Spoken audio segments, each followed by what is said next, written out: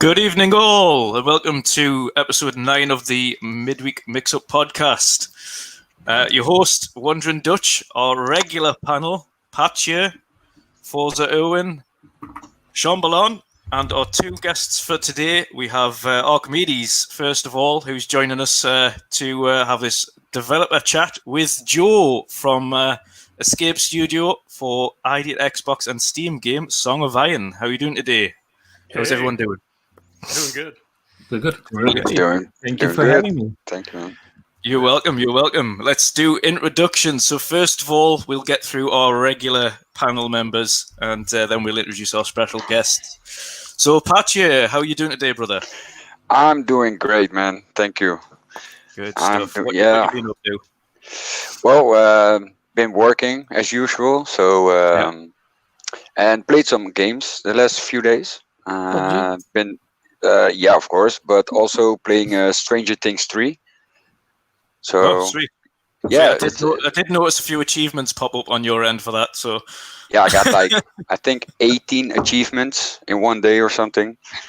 It's pretty crazy, but it's a really fun game to play. I watched the stream of Shom that made me play it too. So, yeah. Happy days, brilliant. Yeah. So it's other than that, have you finished The Tourist? Are you still going with it, or? No, I'm still playing it. So no, I'm not finished yet. So I'll take my time for that as well. Yeah, going through a few of them at the same time. Yeah, exactly. Brilliant. Next, Archimedes, how are you doing today, brother? What you been up to? Other than a trip to the ER. Yeah, man, what a day. Earlier this day, a Q-tip, the cotton of a Q-tip fell off in my ear, and I had to go to the doctor's office, and my doctor is on vacation, so I had to go to the hospital to get it removed. But now I'm doing great. And we have a fantastic show today. I can't wait for the PlayStation event later. So yeah, and very nice to meet Joe here for the first time for me. So yeah, I'm excited. Sweet. And have you been playing much, or had a chance to play anything, or has it just been busy with work? No, actually, I had quite a bit of time to game this week. I started with the Avengers. Fantastic campaign, having a blast so far. I am still hooked on Tony Hawk. I suck at the game, but I'm having a blast doing so that's fine. And I started Kingdoms of Amalur, the remaster. Yeah. Sweet. Nice. I've noticed quite a few people playing that, so I'm debating whether or not to get up Kingdoms of Amalur. I don't know whether or not I have the spare time, to be honest, with all the different games that are releasing. Let me summarize it in one sentence. If you have the original version, don't bother getting the remaster. It's a fantastic game. It is still a fantastic game, but actually, I don't really see what was remastered. The graphics are blurry. Controls feel like they felt about 10 years ago. I don't know what got don't know what upgraded. they've changed. Yeah, you might have to do a side by side. But the game itself is still fantastic. So yeah. Right. Okay. So it's a mixed bag. Yeah, definitely. Great game. Not sure on the remaster. Right. Exactly. Noted. Shomberlon, how are you doing today, brother? What you been up to? I'm good. I've been being disappointed by Ubisoft yet again. Okay. We're getting off to a good start today. No, it's just the forward thing was a little bit disappointing, but then they've announced Splinter Cell again, a new Splinter Cell game. Right. However. Okay. But in VR. Right. Oh wow. They're doing everything they can to just avoid making just skirt around the game I want. Yeah. Makes There'll be a board game next, and then a Monopoly, a card game, and then a chess. Yeah. I think Joe will make the next one. I think Joe will make the next one probably. A 2D version. And then I've been playing a couple of games. Trying to mix it up a little bit this week. Apex, obviously, but I was streaming a bit of Nightcall. Tell Me Why, and as Pat said, Stranger Things. Yep. Sweet. Which I've finished now. Have you? Right. Oh, okay. you finished it? Nice. I've had it downloaded for a while, to be honest, and I wasn't quite sure whether or not it was worth picking up, but worth playing. But obviously, it's definitely worth playing. It's now, so. Probably a game I wouldn't have purchased. Right. But it's in Game Pass, and it's actually a pretty fun game. Yeah. Yeah, it is. Brilliant. And last but not least, our normal regular panel, Erwin, how are you doing today? I am doing good, thank you. I hope you're doing well, everybody.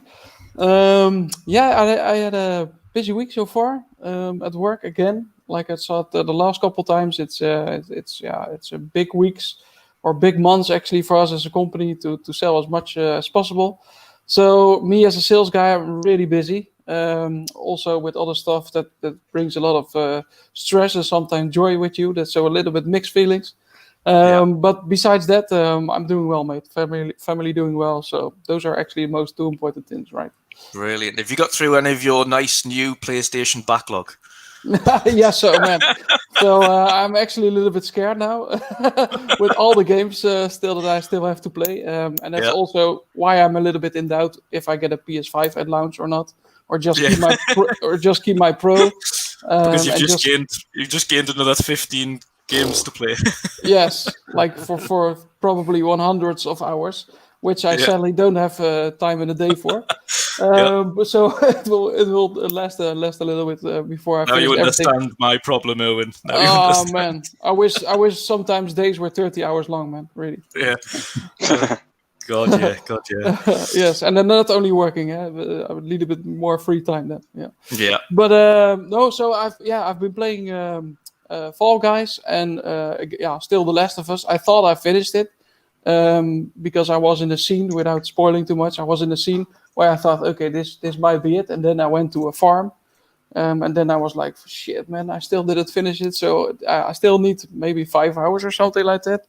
I think I played 26 hours now. So I expect to beat the game like 30 hours or a little bit more than 30. Yeah. So, but it's still a wonderful experience every time when it slows down a little bit. Something happens where you're like, "Whoa, man, I want to keep playing." But like I said, time is a little bit limited, and I did some biking also in the weekend, which cost me a couple hours as well instead of gaming. But you need to have. I'm also a little bit getting older, so the stomach also needs to go away. and if I don't go biking, then we get issues. Brilliant. And finally, our special guest today, Joe, from his own solo studio, Escape Studio, for ID at Xbox and Steam upcoming game, which we've said a rough estimate of June 2021 release. Hopefully, fingers crossed. For Song of Iron, how are you doing today? Hey, I'm doing good. Thank you for having me. No problem. Yeah, thank you for coming on again, and thank you for, like I said, the very, very, very quick notice in the end. A little bit of time difference mix up, but we got there in the end. It's all good. Yeah. How is things going on your end? What are you finding? Of course, I know you're stuck with both COVID and fire. Yeah, so... we got both. We got both of them where I'm at. We're doing good though. Doing really good. Just working away, doing what I can, and try not to go stir crazy at the same time. So yeah. Well, you've got quite a bit to keep you. We can't touch on one of them, but we'll certainly cover your development process and on your title. So that'll be great, and we'll go through obviously how you've kind of progressed since I last spoke to you. And we obviously did the first interview, and then obviously ask some questions on things that you've got planned for it, and potentially things that you want to introduce or thinking about introducing and things like that. But we'll touch on it very shortly.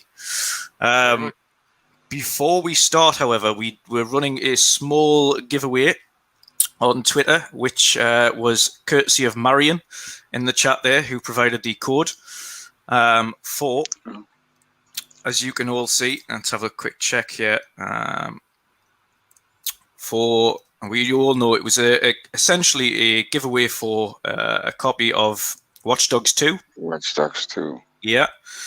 And it was best in-game screenshots taken. So Marion and myself have been discussing this, and the best screenshot between the two of us goes to Xbox Mick29. So Xbox Mick, I will be sending you the code over Watch Dogs 2 straight away. Congratulations, buddy.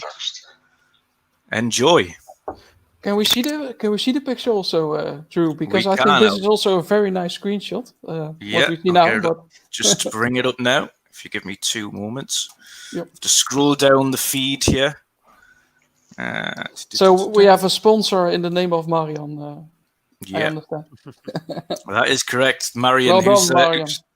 Thank you very much for doing it, and I would keep an eye as well, because there are more to come very shortly. Collaborations with myself and Marion, and he's going to be working very closely alongside. And there we go. There's a screenshot. So Xbox Mick. I'm just going to pull this up very quickly. So I'll remove that. There we go. Boom. There we go. So that is the winning screenshot, winning in-game screenshot. Well done, Xbox Mick. Nice. He seems very surprised. So there we go. Beautiful. Yeah, Enjoy. really, Mike. Or Mick. Enjoy. Yeah.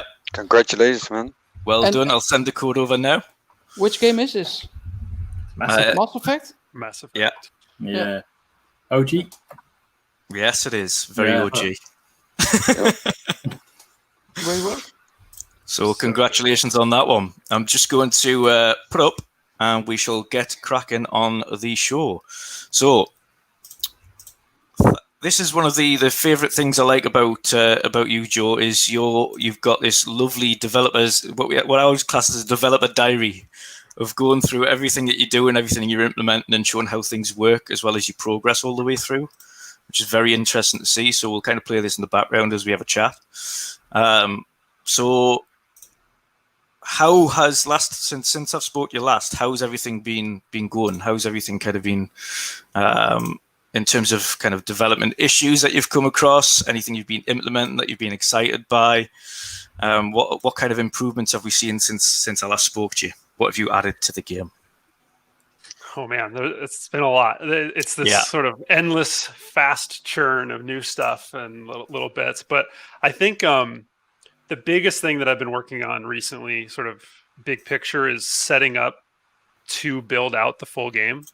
Yeah. It's a a tough thing to do because it's a lot of like forethought about what's going to come, but it allows you to build so much safer and be ready for mistakes and be able to fix them on the way. So there's been a ton of my time and sort of like back end, not very fun or showy work, setting that sort of stuff up. But other than that, I've been implementing armor systems that you're going to pick up along the way. I've got some new weapon types that are going to be shown off soonish. And I've been blocking out the whole game with all the streaming levels. So I've been able to play through from start to finish for a little while now. And I just keep doing just a little layer at a time pass on the entire game, and just keep improving it and pacing of it and all that sort of stuff. So it's a bit of a shotgun scatter answer, but it's sort of the way the development goes is just sort of, what am I going to do today? And then I and then you go for it for a while. Yeah, exactly. So in terms of enemies, of course, when I first started speaking to you, but you had some of the basic enemies and you were working on kind of things like trolls, etc. What additional enemies have you kind of implemented in the game since I kind of spoke to you last? I put in, I think the goblin wasn't in at all before when we talked. And so now he's a pretty big goblin. I mean, he's almost the same size as the Viking, but the goblin is in now and he's working. He's been really fun to work on. And I've shared sort of each animation as I went with him also. So people have been able to see sort of each new attack as I've added it, which has been pretty fun. And then I've been adding some more classes to the characters we have seen, like the Vikings and stuff, like a Berserker class, and archers are now in and working much better than they were previously. And it's sort of just an ever-moving process of sort of adding. But as far as some more of the mythical creatures, they haven't come in just yet. I keep as I'm laying out the levels more, I'm getting a better idea of what I want and which of those I want to bring in. So they'll come eventually, just not yet. The Berserker class sounds interesting. Is that specifically for the character as well, or is that for the enemies? For the enemy mostly. I just wanted you see like an early version of him in the video you're watching right now, just the shieldless guy who just sort of jumps at you and stuff. I just wanted someone who had no self-preservation and just went all in to try to take you down, so you had to respond really aggressively to him. And I've been improving that along the way, and that's been going pretty good. Happy days. One thing I wanted to know as well is how and I don't think I asked this the first time I kind of spoke to you, but how is it actually working with the development tools on Unity and UE? Is it UE4 or just Unity? How is it actually working with that platform? I mean, I love it. I'm using Unreal 4. I'm on 2.4 something right now. It's amazing. I mean, I'm an artist by day, an animator. So, I don't know how to code. I didn't come in knowing kind of any of that sort of stuff. And their tools let you through their blueprint system. You don't need to know that stuff. It's very similar in concepts, but like, I don't need to spell things correctly very much. And all these things that like, as an artist, I've sort of avoided doing all my life. And so it's been amazing to be able to build all these systems in a visual editor, which is just the way I think, and it helps so much. It's amazing. Yeah, it was quite interesting actually. When obviously, like I say, when you've shown you especially the little 1 year documentary as well, kind of running through everything from the start and seeing where it went, where you kind of mapped out the level and then started implementing kind of all the different textures and things afterwards. That was quite interesting to see. Actually, I hadn't seen it from that perspective before, especially for one of these 3D/2D games that you've got going on here, where it's actually got a lot of depth to it. And if you zoomed out like you did on your kind of developer's diary, which you'll probably see later in a little while, you can kind of see the whole thing panned out. It kind of reminds me a little bit. Have you played Trials by Ubisoft? Yeah. So if that's obviously they're very, very much 2D, but the whole level is actually 3D, and that's very much the kind of. I'm guessing that's kind of how you view it as well. You can see everything top down, and you can see how you kind of design the whole thing. Absolutely. Yeah, I mean it's built basically like any sort of third person game would be built. Like, if I set the camera up a certain way, I could have that character run away from where we're at right now, and it would still all. It wouldn't work, but it would. You'd still have an environment to run through and stuff, and I think that lends itself really well to just making the world feel really alive and realistic. Versus, a lot of 2D games use cards that are just really close; they just look far away, and I think this does a lot for it. Yeah, it's just easier for me. I was going to say. It also adds, like I say, I think we touched on that the first time as well, but it adds a lot of depth to the level, which is one of the things that catches your eye, as opposed to it just being kind of a regular kind of 2D game or a platformer. This is very much a lot of depth, so it actually feels like you're within a scene as opposed to just part of a scene. Mm-hmm. And there's a lot to it in the background. And I think you've kind of seen as well on some of your animations there, you kind of see a lot of these characters moving within the background as well, which adds to it. Mm-hmm. Do you add some of the enemies as well that do come on screen? Can they come from behind kind of certain scenes and then come onto the forefront to fight you? Or yeah, exactly. Like that's one of the really cool things about the full 3D system is that they can be in the foreground and the background, and then come into the combat zone or sort of the player's space to have a fight. I was just recently working on a system that only would allow so many of them to be in your actual area, but it let them kind of like surround you, so it felt like a big fight was happening, but you weren't getting mobbed by like 20 guys or whatever it was. But they're still active and stuff. Yeah, so I think right here actually we might actually see them come from the foreground. Oh no, this is an older video. Never mind. But yeah, I have him coming. I mean, in the troll when he comes running out, he's coming from way in the background and some of those shots that we've seen already. And starts plowing through. Yeah, like you've mentioned, you've been working. You've kind of got so used to playing the game through yourself. You weren't quite sure on just how difficult the game was. Yeah. And this is before we started the stream. There, you mentioned he's got his own friends as playtesters, which is and they've been having a bit of a tough time. Yeah. It's just I'm so used to the controls and sort of what the character's good at and all that I can just breeze through most enemies most of the time. And then when my friends played, I had them record it and talk through it so I could kind of try to see what they were thinking as they went through. And they were running away from characters that I don't care about, and I just brushed through at this point. So it was amazing to see their perspective, because it's obviously the more realistic perspective of what a player is going to see. So yeah, it's really important. Are we friends, Joe? I don't know. Maybe after today. Yeah. Who knows? But do you play the game yourself on PC, or do you also play it on the?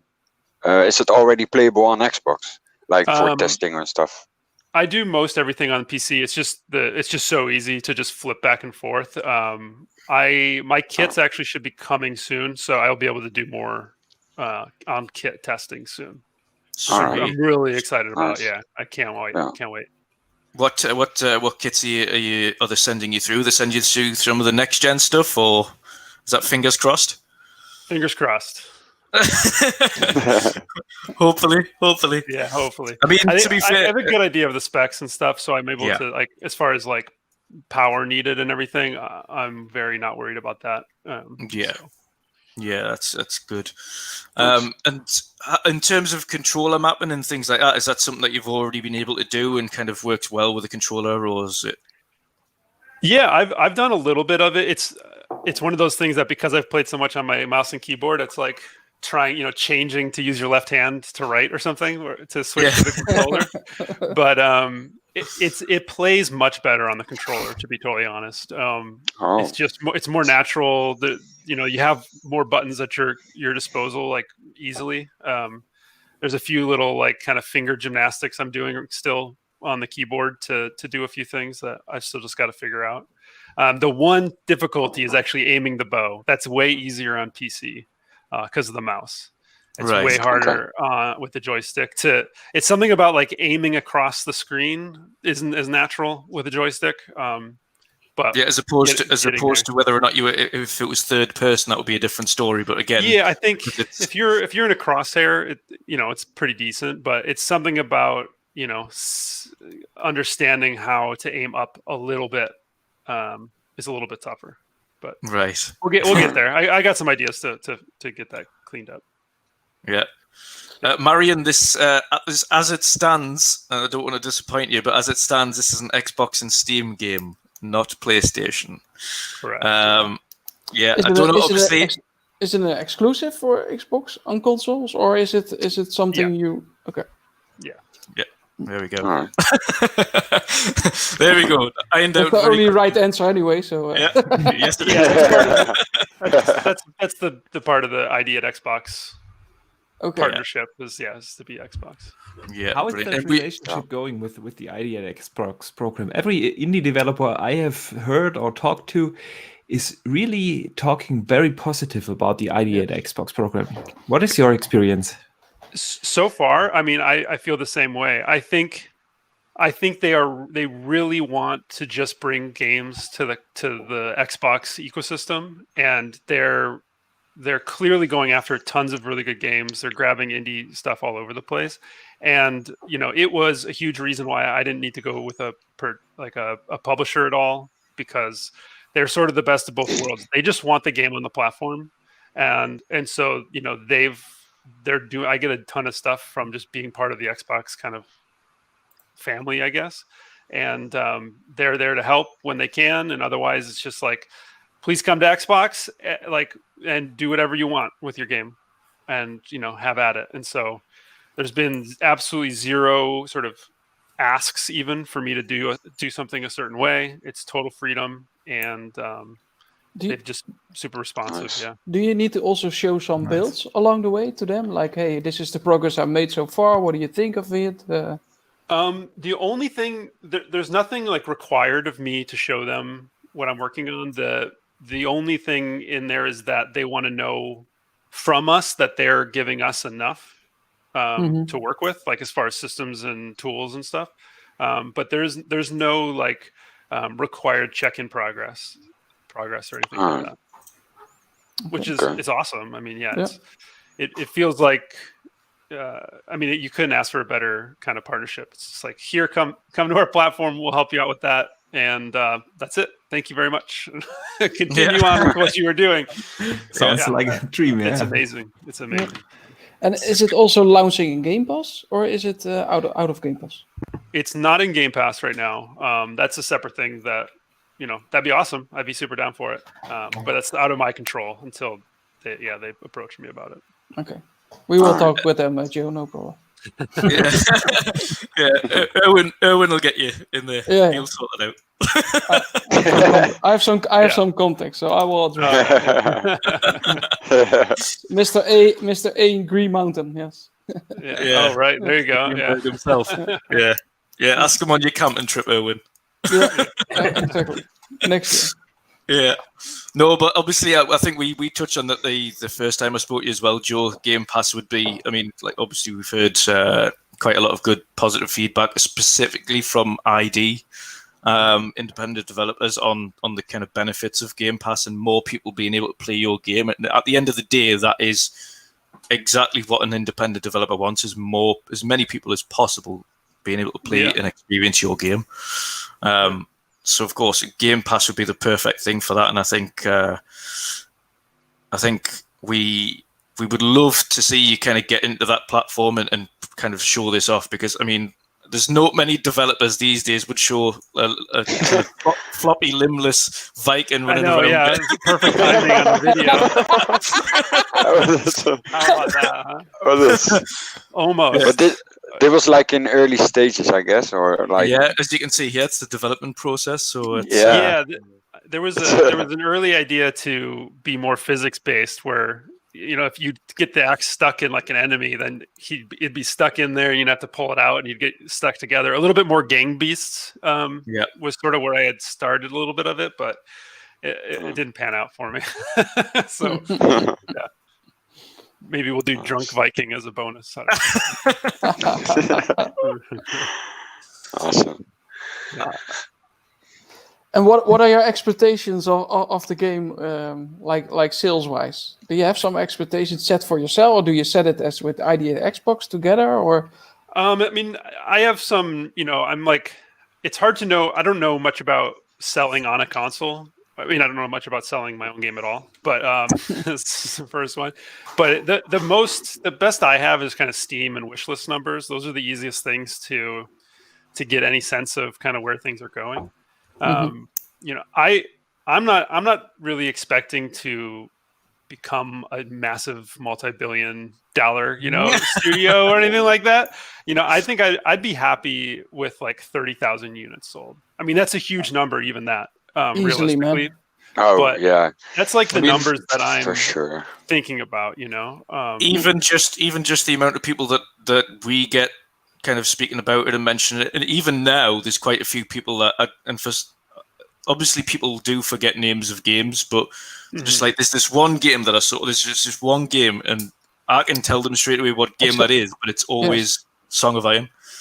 That's just awesome. one game that sticks out. So I know for a fact there's a lot of people already interested in that game. I don't doubt that it's going to surpass that 30,000 mark you're hoping for. Yeah, I mean, it'd be awesome. It's just I'm always for expect like just this is a thing that I think I can achieve, and so that's my target. And then anything else is just fantastic and just really exciting. Even 30,000, just if you take a step back, feels crazy because I think the feedback so far on the game, everybody that I show the game and the traders and etc., all the response are absolutely amazing on the game, and also because of Andrew, I watched the trailer for the first time as well. And I'm like, whoa, man, this looks absolutely fabulous because it's kind of a mix of God of War and Assassin's Creed Valhalla, right? And actually, the perfect timing as well with Assassin's Creed launching later this year. But I think it's super impressive, but also has that kind of God of War stuff or feeling into it. And it's super impressive. And I cannot imagine the game not doing 30,000. My expectation is to do 300K easily because thank you. It's no, really, I'm super impressed about what you're doing, and especially like more or less you do everything on your own. But the whole settings and it's incredible. I think you're doing a really fantastic job, Joe. Thank you very much. I really appreciate it. Yeah, and the confidence is always really nice too. I that sounds great. I'll take 300,000. That sounds fantastic. Let's do it. Let's do that. Well, that's the thing. I mean, the thing about the Game Pass as well is, of course, if the initial sales go well, you will get into Game Pass, and then that extra push that you get from Game Pass will push sales further. We've seen with quite a few, like we've mentioned, ID developers mention that. Obviously, they've launched outside of Game Pass, then been brought into the Game Pass fold. And I think that sounds to me like the best version of it. I mean, from the indie developer side, the option to sell initially kind of standard, and then you get another kind of media buzz when it switches over to Game Pass, and it's sort of like a relaunch in a way, and that's a huge bonus. Yeah. Honestly, I can't wait to just pick it up. The only problem we've got is we'll have to wait. That's the only problem I've got, especially when I see it in development here. I just want to get a hold of it and have a go and see what it's all about and play through it. I'm excited for that too. Yeah, I bet. Now, what plans have you got? Obviously, in the kind of next few months, what are you hoping to kind of put into the game and things like that? Is there any kind of other further ideas you've got for the game? Any more enemies or mechanics or? Really like the next few months that I can talk about. Yeah, there's some stuff that I'm going to talk about pretty soon that I want to like give itself a good, nice sort of reveal. But in general, I'm trying to finish in the next few months. I'm trying to finish most every system, at least to some extent, and so I can really begin the sort of final passes on stuff and start polishing. Because the more time I can spend polishing, the better. And if I can get there, then I know exactly what I need. then I can schedule myself out really well, and that's better chances of hitting the date on time, all that sort of stuff. So it's always this process of like making sure everything's going well, and if I'm still on target. But I just started arting the first level, like from the white box stuff you talked about. I had done initial terrain pass, and now I just did a big pass on the first stuff of art. So a bunch of the kind of cliff edges and early trees are in. It's just this layering approach, and I'm hopefully can do that for the whole game pretty soon.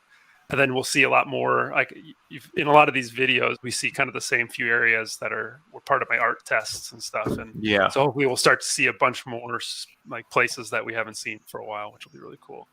And I think more enemies. I was going to say, just to kind of cut in slightly there, one of the things that kind of is good is the fact that you haven't shown much more of the other areas yet, because it's more of a surprise when we actually get these unveiled, or whether or not we actually see new areas that you haven't even unveiled before launch in game. It's going to be even cooler again. Is there many different biomes you're kind of going across? I know we've kind of seen fire, we've seen woods, we've seen caves, mountains. Yeah, we've seen most of them at least a little bit. Like there's snow, snow's coming, but we haven't really seen much of what that means. We've seen a little bit of the caves, a little bit of some forests, but it's just far as like what you're actually going to get in those, we haven't seen very much, which is cool. Like there's a bit of a mystery in the game, and sort of I want it to feel like some discovery, and so I'm very hesitant to show too much because I would rather people experience it. So that's what I was going to say. I'd rather the surprise. Have a little like a little snippet like you've done so far, just a little snippet of a certain area, and you go, oh, that looks really. There it goes. I want to see more of that. Exactly, and that's my plan, and hopefully I can keep to that as I keep sharing stuff and showing stuff.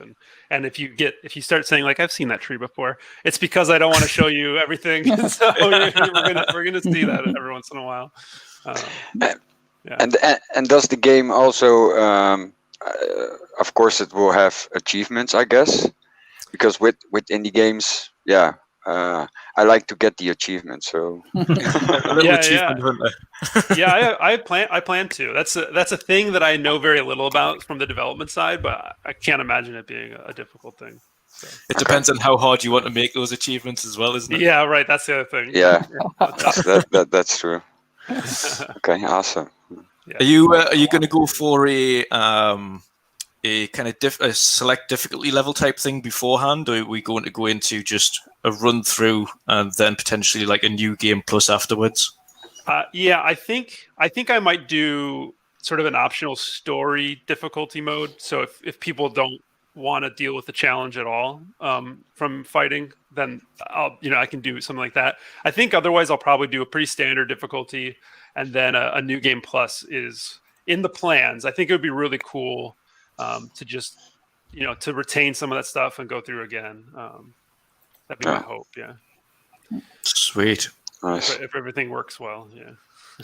Can you upgrade your character with different kind of skins or things that you get along the way, or? Yeah, a little bit. So you're not going to be you won't pick up like a helmet from every character and get like a little extra armor or anything like that. What you will find along the way though is some relic armor, and sort of like a Mega Man game, or Mega Man X is sort of an example I like to use, where through the game you just got each one of his pieces, and by the end he was complete. And so that's really what I'm after, is to get you from the sort of base Viking to the final form Viking by the end. Yes. And do you use also Andrew as beard as an example? Sorry? Oh, yeah. You'll have to send that to me in the mail so I can put it in. Like a limited edition 3D render of the game. Right. With the beard. Yeah, can you do a scan? Should be an unlock for finishing it. Yeah, there you go. The GoesseN beard. Every pass, I'll scale the beard out a little bit more. Every new game. That's wonderful. Hey, what made you decide to make this kind of type of game? Because I also understand that you work normally for a studio, which you cannot mention, I believe, and that's totally fine. But what made you start to do this? Because you're probably limited in time as well with your family and your daily job. So how do you all fit it in, and what made you do this? I've always sort of branched out outside of my job just to either do little animations or for fun or little projects here and there, because it's just such a great creative outlet. And then Unreal is so fun to play in that I started doing that for a while. I mean, it's being in the industry for a long time, kind of like if you're in film, it's hard to play games and not see the things that are being done inside of them and see them fresh like other people.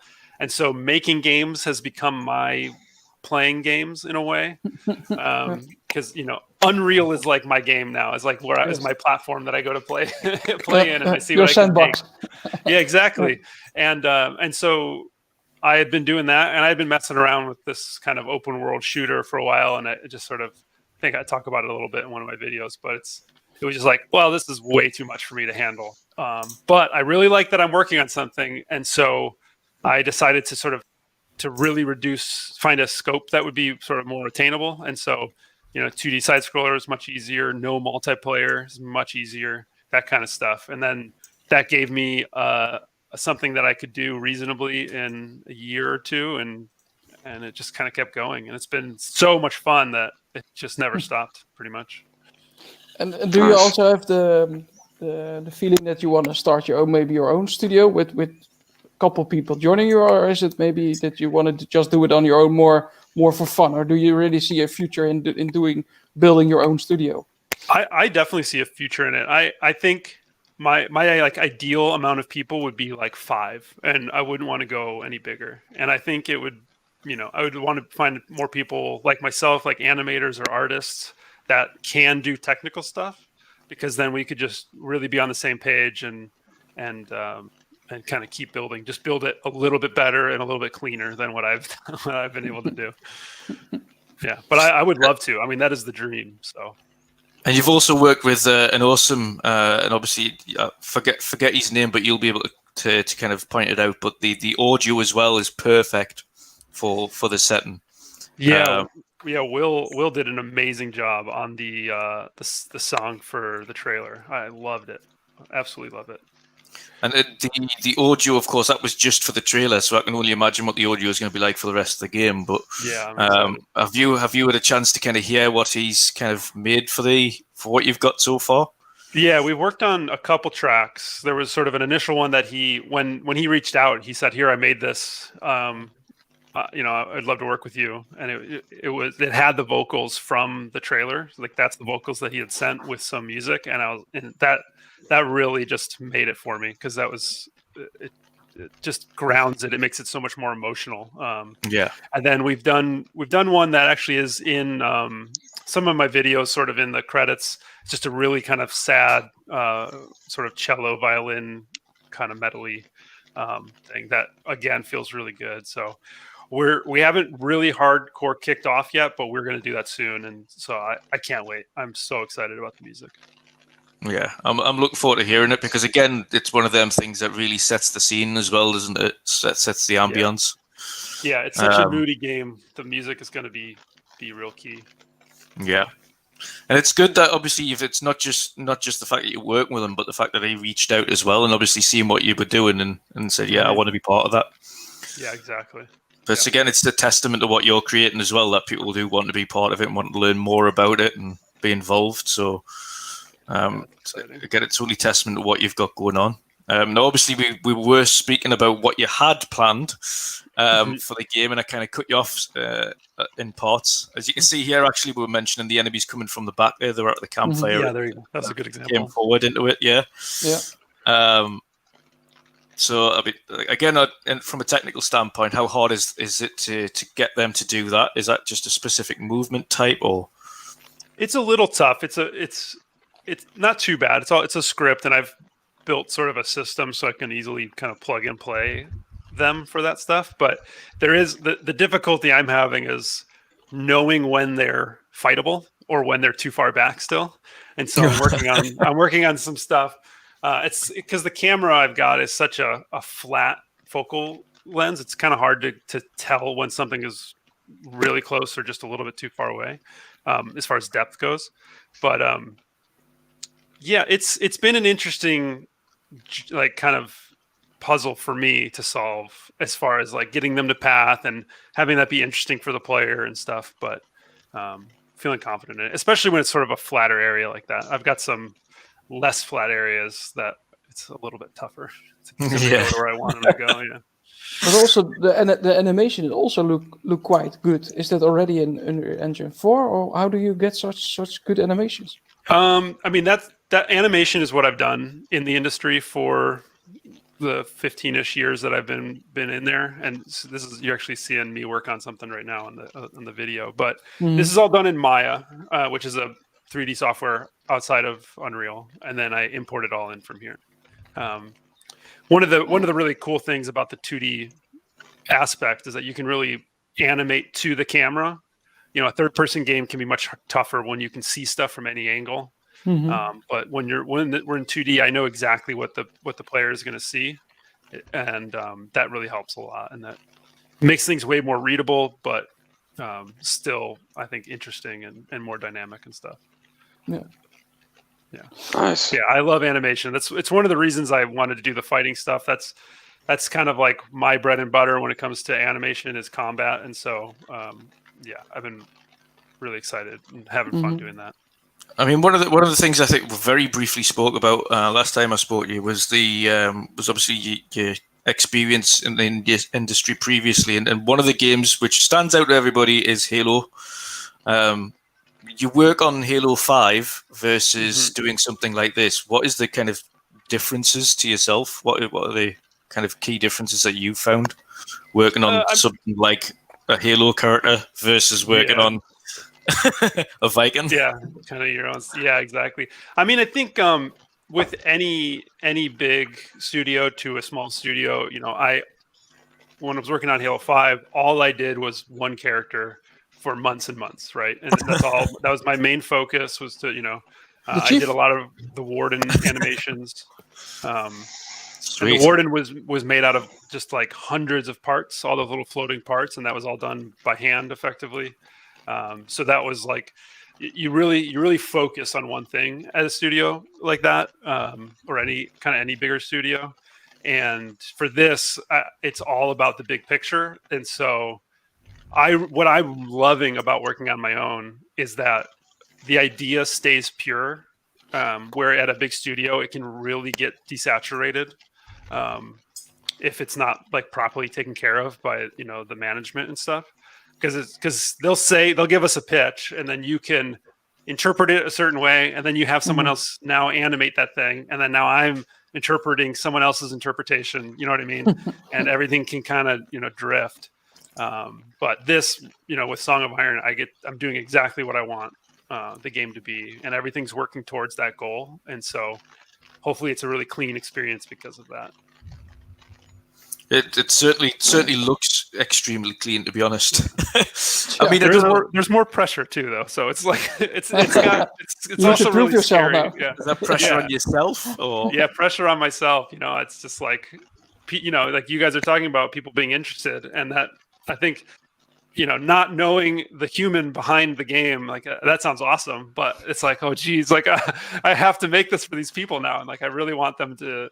I want to live up to the expectation, and so there's definitely pressure to do that, you know. But to be sure, like there are a few people in the chat. They are really excited to get this game. So yeah, I think you don't need to be worried. Yeah, it's just and then, you know, like just from the media side of stuff, like not wanting to say something and then not do it, even if you know, in the development, I like to talk about it. Like I have a plan to do this thing, and then if I then don't have it, you know, fearing the potential internet backlash of stuff like that. It's a scary thing, and I'm not too worried about it, but it's just this kind of thing in the back of your head, like, you know, to be careful, I guess, and all that kind of stuff. I understand that. Yeah, it's interesting. Go on, Erwin. Yeah. Did you already had an interview with Jess Gordon? Because I saw he was also interested in doing an interview with you. Did you already did it? No, on Windows Central. So. Oh no, we haven't done an interview yet. No, I've talked to him a little bit offline, and we're gonna keep talking. So hopefully we get something together. That'd be awesome. Yeah. 100%, that'll definitely be awesome. One of the things I've noticed on here as well, of course, and you've been doing very recently, is working on armor types, how to add armor. Very recently, the weapon physics and how to call back the weapons. One thing I want to know, of course, are you going to have things like enemy armor and shields, etc.? Are they going to be able to break apart when you kind of hitting them and things like that, or? The shields and weapons will be able to break, but armor won't. I think on enemies, like if you hit someone in the head, I'll probably pop helmets off, kind of thing, so you know that you've like broken through. But your gear that you find when you do get it, that's going to be permanent on you. Sweet, because it's effectively like you're fine. The abilities to call back the weapon, to set it aflame, all that stuff, that's all from the gear. So like you'll find the gauntlet, and that's what lights the axe on fire. And so you can throw the axe, and you don't have to worry about going and getting that really nice, fire axe. You just pick up something else and light it on fire too with your gauntlet. And so your gear is really precious, and everything else is disposable. So I think I described the combat a lot like a bar fight, where you pick up a chair, break it over someone's back, and then you just drop it and move on to the next thing. And that's really what I hope people kind of like how people fight in the game. With the weapons and stuff. Yeah, more like a brawl than a yeah. Like you're not going to duel fight. Really. Yeah, it's just throw the axe if it's easier. You go for it. Run and jump, kick him in the head. Run and jump. Yeah, exactly. Kick him in the head. It's all really contextual. So I mean, there's only really one attack button. But then if you put your axe away, then you're punching. If you jump, then you're doing an aerial attack. And then you have a kick thing and the same thing. If you're in the air and you kick, it does something different. So it doesn't need a lot of complexity, but there's hopefully a decent amount of depth to it, is the idea. How in depth is the story? Is it something that we can expect sequels from, like a trilogy, or what is your plan with the game? The story is going to be told a lot through the environment. I'm trying to have as little bit of dialogue as I can, but I still want there to be a really deep story. I want to pull people in, and there is absolutely more to explore in the world of Song of Iron. So hopefully I get that opportunity. Yeah. Yes. And 100%. How did you come up with the name Song of Iron? Is that something that you found in the history books, or? No, it was just something that I slowly kind of stumbled upon. I knew I wanted just something that resonated, that really spoke to what the game was about, which is fighting and war effectively, and this, the sound of iron hitting iron, and then is kind of where it came from. And surprisingly, it kind of doesn't exist anywhere. I was like, Song of Iron sounds good. There's no way that's not taken. It wasn't. So, and everybody I tell, like my friends, are like, "Are you sure you're not stealing that from something?" I was like, "I've looked, man. I've looked." So it sounds like a heavy metal, band or something like that. Yeah, right. That is. I think Metallica comes up pretty often when you search "Song of Iron." Happy days. Yeah. We have to, unfortunately, say goodbye to Archimedes, who does have to shoot off because he has work in the morning. I do believe, Joe, you also need to get your lunch now as well. Yeah. Am I right? We'll let you get that going. But I want to say a very thank you very much for both of you to join us tonight, and obviously running through your updates and things like that. Can't wait to see more of the game, and obviously we'll have you on again in the future to kind of discuss how you're going and going through it and what else you've got to kind of unveil, because very interested. I love watching the kind of development of the game so far. And that's pretty awesome to see. Yeah. Thank you. Definitely. Yeah, it's refreshing. Like I say, you don't get that with big AAA studios. You don't get kind of these developer diaries and how things are panning out and how it's built and how it's created. And it is very, especially if you've got a love for video games, it's interesting to see how things were made. So again, thank you for doing that, and keep that up, because it is extremely interesting, and I think it's going to be one of the hallmarks of kind of your studio as well, if you can keep things like that up, being very transparent. Yeah, I love it. I plan on keeping going. So, and if people have suggestions about stuff they want to know about, let me know. it's always good to have another topic to talk about. Definitely. Cool. One thing I like about yourself, Joe, is you're very open to feedback and very open to comments and chatting to the community. And I know, is it which forum do you normally chat on? I try to respond kind of everywhere. I think Twitter's probably my most active thing right now. But I have a Discord too, and people private message me there a bunch, or just talk in the community chat. And I'll answer stuff. Yeah. Sweet. All right, nice. Happy days. Well, Archimedes, thank you very much for your time tonight as well, buddy. Thank you again for having me. You're welcome. If you want to let people know where they can find you and what you've got coming up, and go for it. Yeah, basically you can find me everywhere at Boxenberger. It's very simple to have PlayStation Now, Xbox Live, of course, Twitter, and of course my YouTube channel. I've seen. During the last show, I passed the 1,000 subscribers on my YouTube channel, so that was pretty amazing. And I'm already working on the next video. Depending on what's going to be announced in a few minutes, we'll see about the content. Yeah, exactly. We'll see what PlayStation do in a few minutes' time. What they've got planned. Yeah. Let's go God of War. Fingers crossed. Exactly. I mean, if you can stay, Joe, you're more than happy to see the stream with us. But if you need to go and get some lunch, that's up to you. Yeah, I'd love to. I unfortunately got to dip out also. Sorry. No, that's all right. Don't worry about it. Don't worry. I would next time.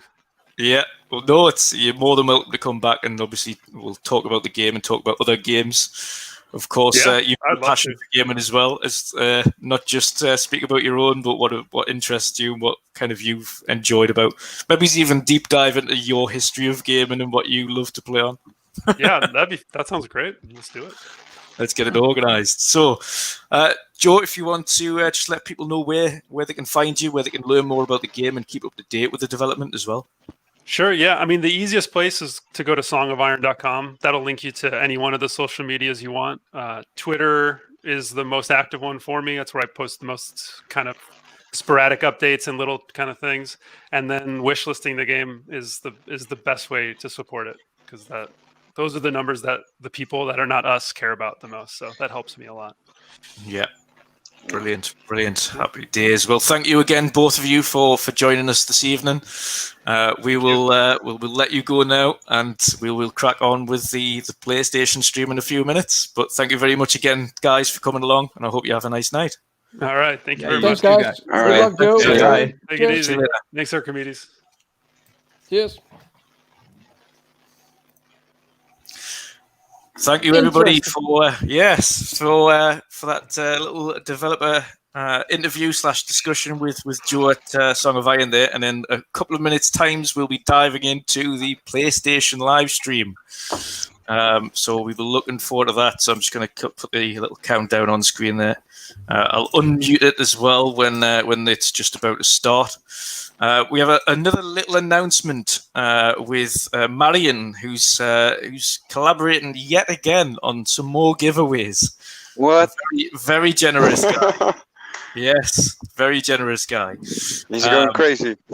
He's going crazy, but he's going to be part of the Midweek Mixup family for the future. So this is only part of kind of collaboration with themselves. Essentially, this giveaway, which Marion will also put on Twitter and tag us in, is one that Erwin will appreciate. So this one is around racing. Dirt 5?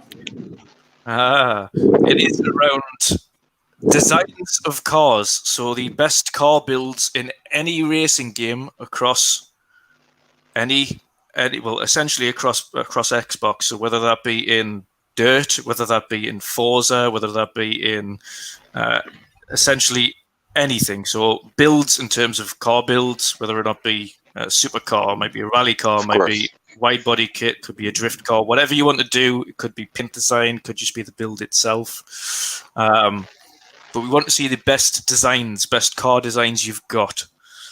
The giveaway itself, there is 2 games but I shall let Marion do the announcement of which game is going to be given away first. Any game? No, not any game. There's 2 games. Yeah, he says that. He says Any game. Well, any game. Not any game to be given away on this occasion. Mario Kart. Yeah, but I don't think Marion's generous, but he's not made of money. No, he's like I say, he's no, the give again, absolutely awesome of them to do it. So the giveaway itself will be for either a, and I'll just go up to it there. So it's a, let's go back up. Just get to it before the stream starts. And I think the stream's still waiting. It is live, but it's still waiting. Speed Rivals, he's saying. Yes. Burnout Paradise. Burnout Paradise and Need for Speed Rivals. So there's the 2 games on offer. We want to see, and obviously Marion will put the tweet out, we want to see your best builds in any game. All right? That's all we want to see. We will judge the cars necessary. Doesn't necessarily have to be a supercar. Doesn't have to be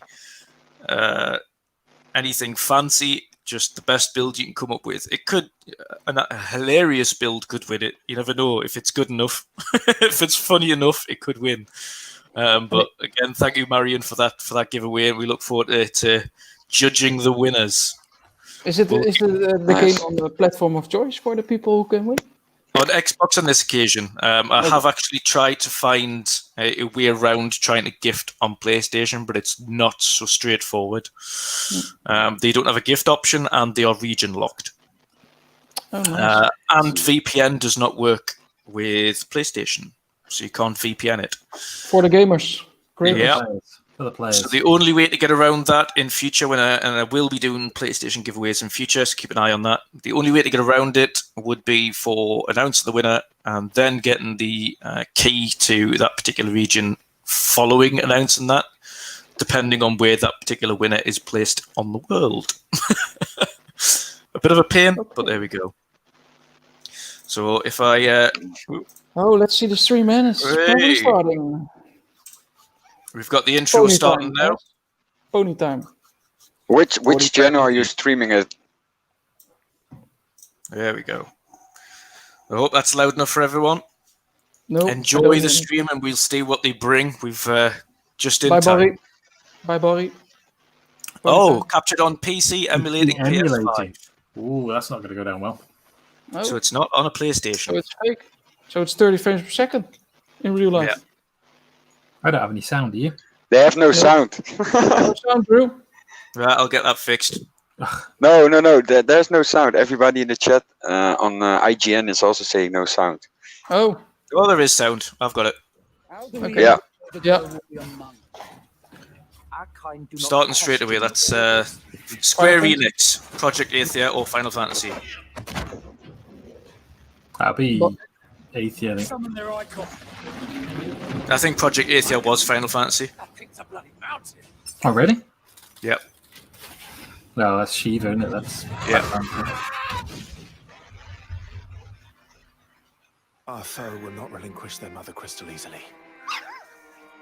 This will be a bitter fight.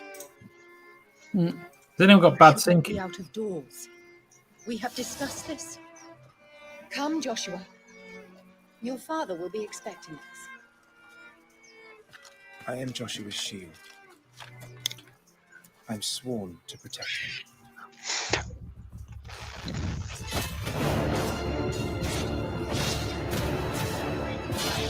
What do you mean you refuse? Did you pledge your sword to our cause? So far, to me, this looks more like a Final Fantasy Online. Yeah, I just wanted to say it. It looks like Final Fantasy. Yeah. It looks Yeah, more but like the something like online version than a standard mainline one. We cannot defend our realm from the spread of the blight.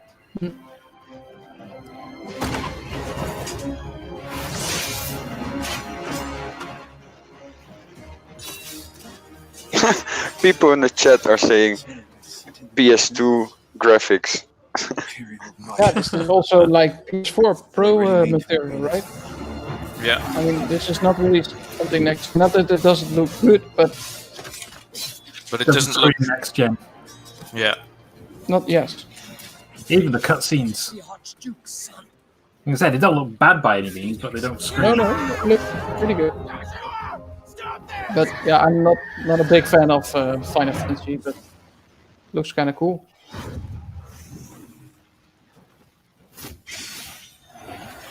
See, I am a fan of Final Fantasy, but the story also has to work.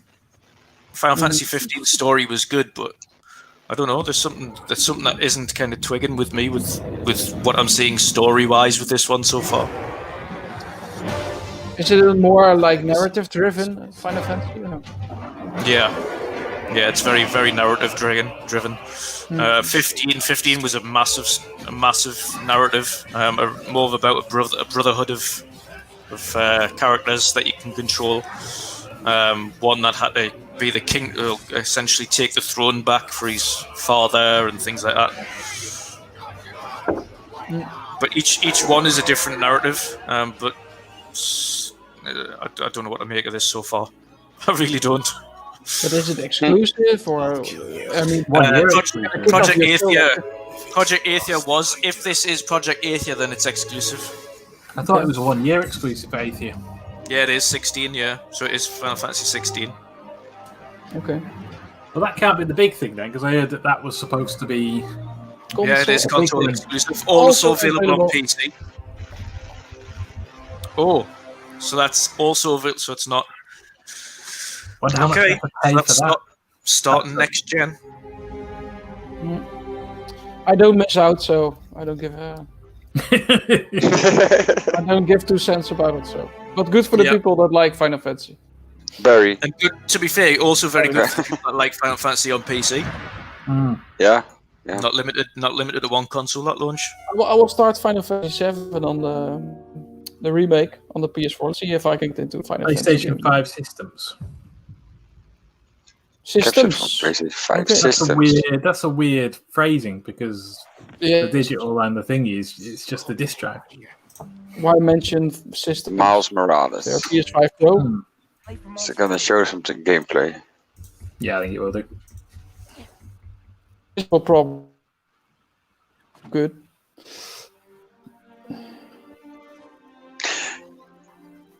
Subway card. Happy days, boy. Happy days. I got it.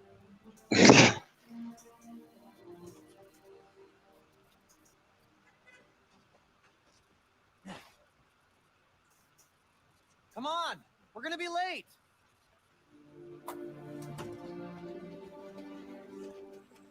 Hey, dude, I am so filling your suit with snow. Are you still wearing your suit? Yeah, just in case. It's gonna be fine. Okay. Was a good. Was a nice cut into. Transition was good. Yeah, this would be great for the last beat I was working on. I should get back into mixing. Yeah, it's been a while. Is it space screen reflection or like really ray tracing? What do you think about Rio Morales? You gonna vote for her? I don't know. It's still hard to think of Mom as a politician. She's been a teacher my whole life. If you see like the guy walking in front of him, it's a kind of choppy. Like it doesn't. I don't know. 30 range, baby. Let's see. You need to see this also at good quality. Yeah, of course.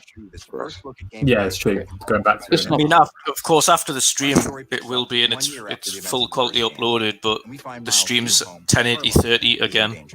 Trouble brews while Miles Let's listen up, man. leads an election rally, a war between the devious energy corporation Roxxon and the Underground. A high-tech criminal army led by the Tinkerer starts to break out. In this gameplay sequence, captured on PlayStation 5 hardware, the Underground attacks Roxxon, sending the rally into chaos in a fight that spills onto the Braithwaite Bridge, where the Underground tries to steal Roxxon's experimental energy source, Newform. Let's take a look. Whoa! Let's not shoot each other, all right?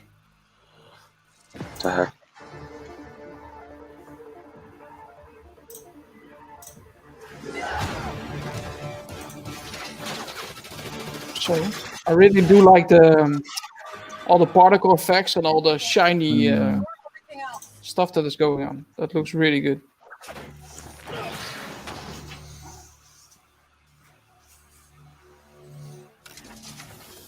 I think the HDR will be fabulous on this game. Yeah. I was going to just comment on Vin there in the chat. The stream's only streaming at 1080/30 or 1080p. It will be uploaded after the actual live stream itself at 4K. Okay. So again, this is not fully representative of what you'll see, but it's a good idea. Check out all of the trailers afterwards. But why don't we see some normal gameplay? Because Yeah, this is not all the trailer. CGI in game. Yeah, it's all cutscenes. Keep him busy. Well, hopefully you'll see some now. I'm also watching on the TV. Yeah, best way to do it. Is the sound actually coming from source? Because it sounds like a little bit muffled for me. Like it's coming. Yeah, it's coming direct from source. I can turn it up a little bit if that helps. Is that better? A little bit. It just doesn't seem as clear for whatever reason. It sounds like it's coming from Patch's TV, kind of, for example, but it's not because Patch's TV is a little behind. But my sound is off. And the sound is off. Yeah, that would also.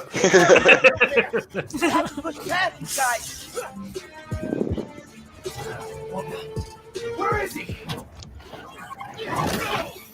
Spider-Man visible now? Yeah, that's okay.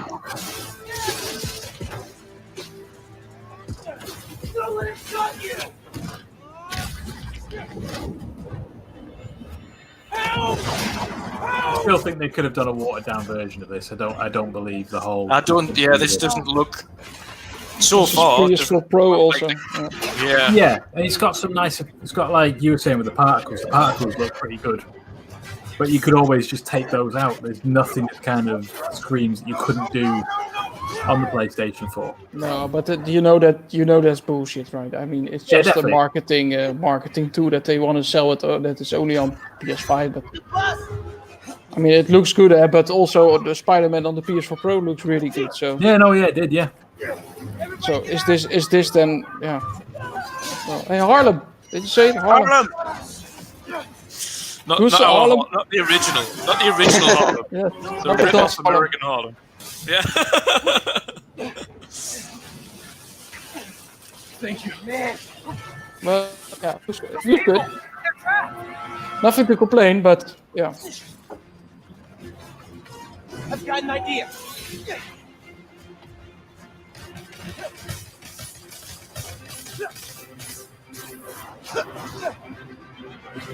I need something they can cross. Yeah, just the whole locking this away from PS4 fans who played the original just leaves a bit of a bad taste in my mouth. I can stop this. It's obviously an intention to pull people to the next gen, even though they know themselves this could be played on the current gen. Yeah, but I think it's a little bit more when you've got that not everybody is going to be able to get a PS5 this holiday, whether it be for finance or just the fact that there isn't any to buy. You know, they've all been bought. Yeah. That's a good point, actually. That's a good point. So how many did it sell? Was it 20 million? The Spider-Man PS4? I think so. It was a huge amount. Yeah, it was something like 10, 13 million, I think. Yeah, okay, so 10, 13 million. All of those people aren't going to be able to pick one up day one. See, they still haven't released an actual date for that, just holiday 20. So that's not even a launch title. That doesn't look like a launch title. Have a good night, Captain Clueless. Thanks for tuning in. Because even if they didn't want to give away a date right now, they could just say launch title. I think it's delayed. Yeah. Could be. I think it's delayed. Just don't say it. What did you say about the sales on Spider-Man? How many was there? 13.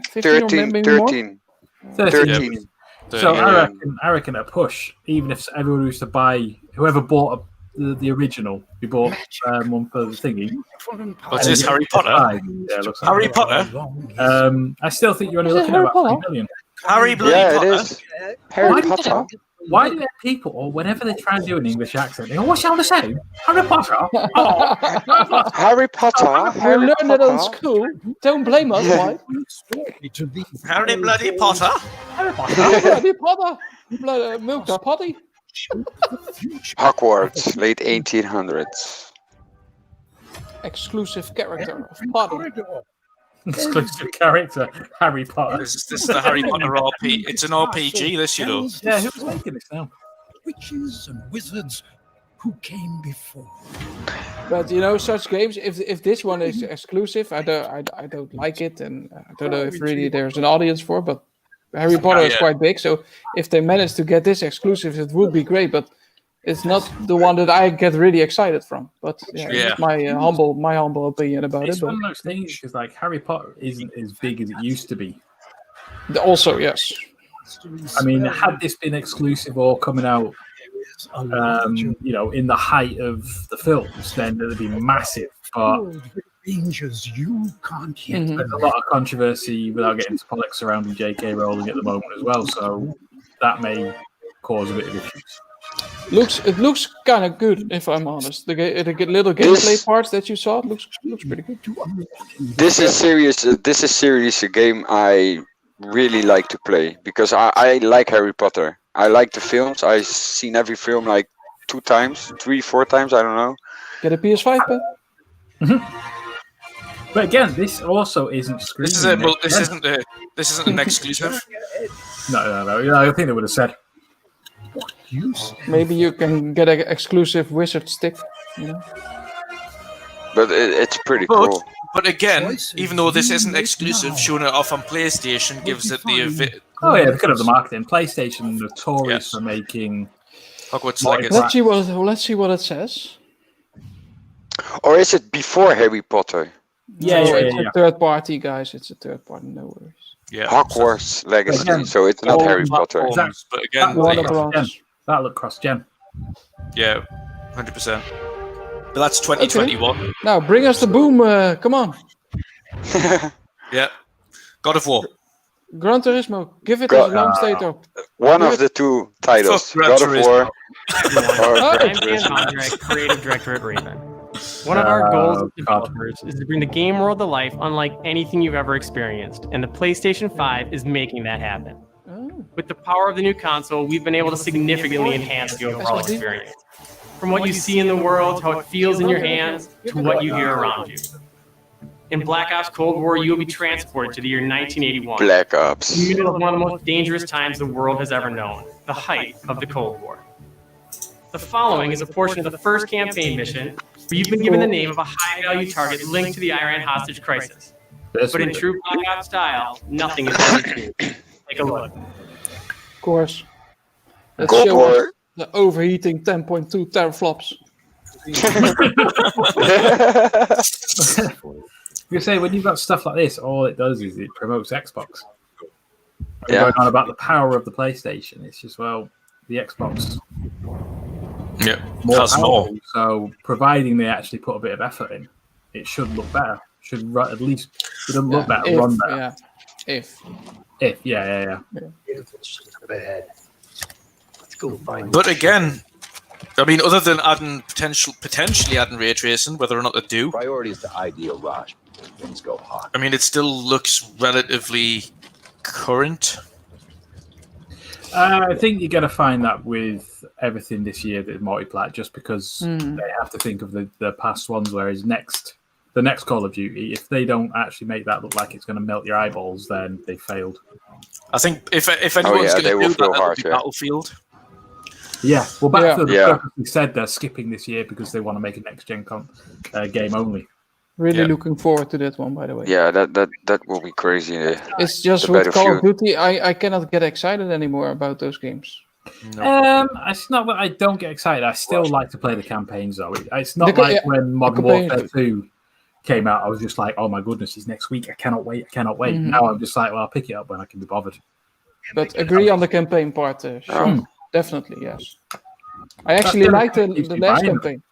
Yeah, so did I. I really enjoyed it. Really good. Yeah. That's gotta be a ride. Yeah, the funny thing about the campaign of Modern Warfare, like the cutscenes that you have, when I played it in the beginning and we got the cutscene, my girlfriend was thinking I was like watching a kind of movie or series.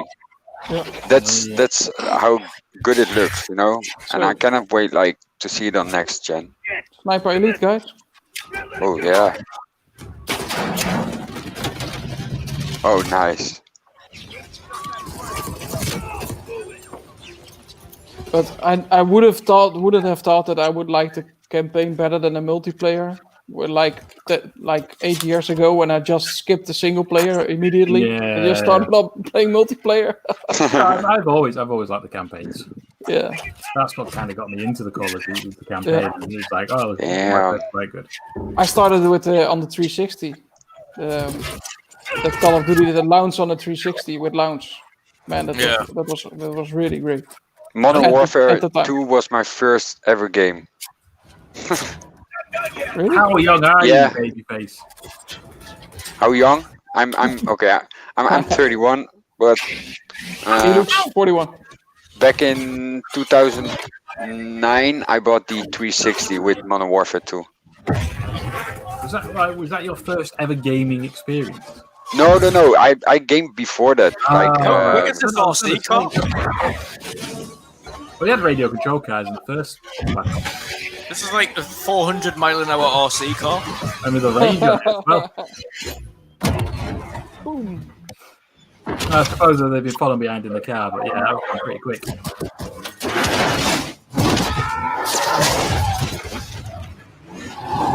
Anyone want a drink?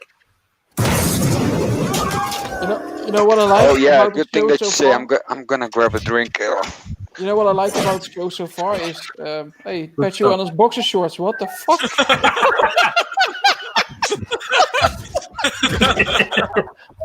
I think you're gonna have to, before uploading this, you're gonna have to have an end for the short.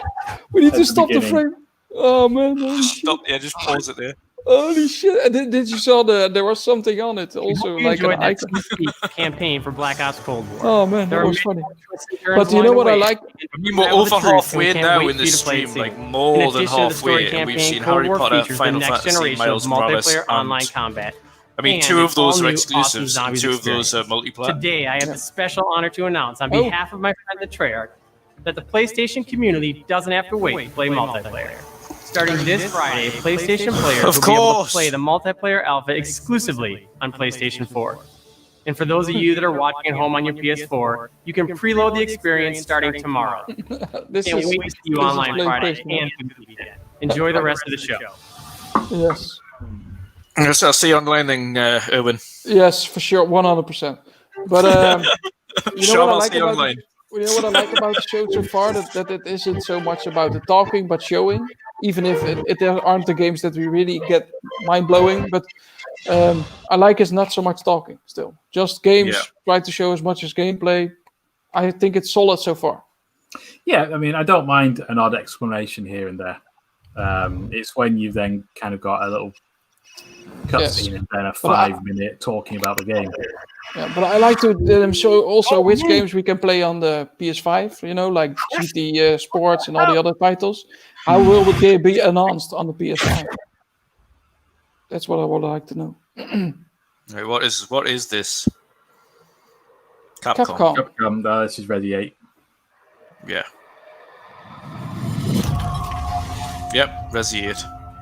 Again, without naming certain YouTubers, there was one YouTuber that was kind of saying, "You have to watch Wednesday. Wednesday gonna be the bomb." Yep. And so far, it's a good show, but it's almost like he doesn't know what he's talking about. Like so many. Shit about PlayStation. PlayStation doesn't leak anything. Yeah, I mean, a lot of things is they hedge their bets. They'll say it's the most amazing thing, and if it is, they'll go, "I told you, I've got contacts." Yeah, and if it's not, they'll just say, "No, it was a good show. I told you, it was a good show." And it's just, But the forest. How do you like the Resident Evil footage, guys? The bush is empty. Yet determined to find the berries, the rascal broke free of Mother's grasp and vanished into the trees. Like Barry said, the setting is pretty nice. Mother's prize faded fast as the A girl little ran bit on. different also from Resident Evil, right? Say that again? Is it It's a a little very bit different? strange intro. Is this? It's a little bit different from the normal Resident Evil. Or... It's it's more. like It's more seven like. per It's more person. like 7 and 1. Maybe.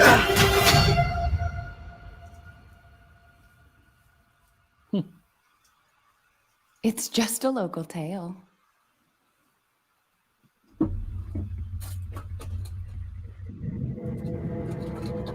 That means we get a release date here for it. 21, I reckon. At least. Do you think? I think it's a huge disappointment that we didn't get a release date for Spider-Man. It's kind of strange. You're right, Robin. It is Village. If it's just looking, window shop away. What the fuck is Pachu gonna do? Is he gonna smoke or what the fuck? As long as he's put some trousers on. So a lovely boxers there, Pachu. A nice box of pet with some nice hairy legs. Yeah, we've seen this. Right, okay, we've seen this. We've seen Deathloop before. And it's We've seen been quite a delayed. bit of Deathloop.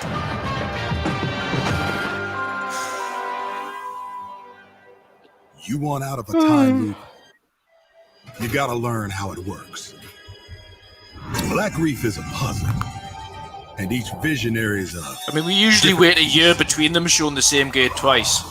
Here's Eagle. No, it's I am a There's respected probably scientist. nothing within to the say. same That's month. the thing. So many loops, I've learned to run circles around him. Hey, over here! Coming for you! Reader! Get him!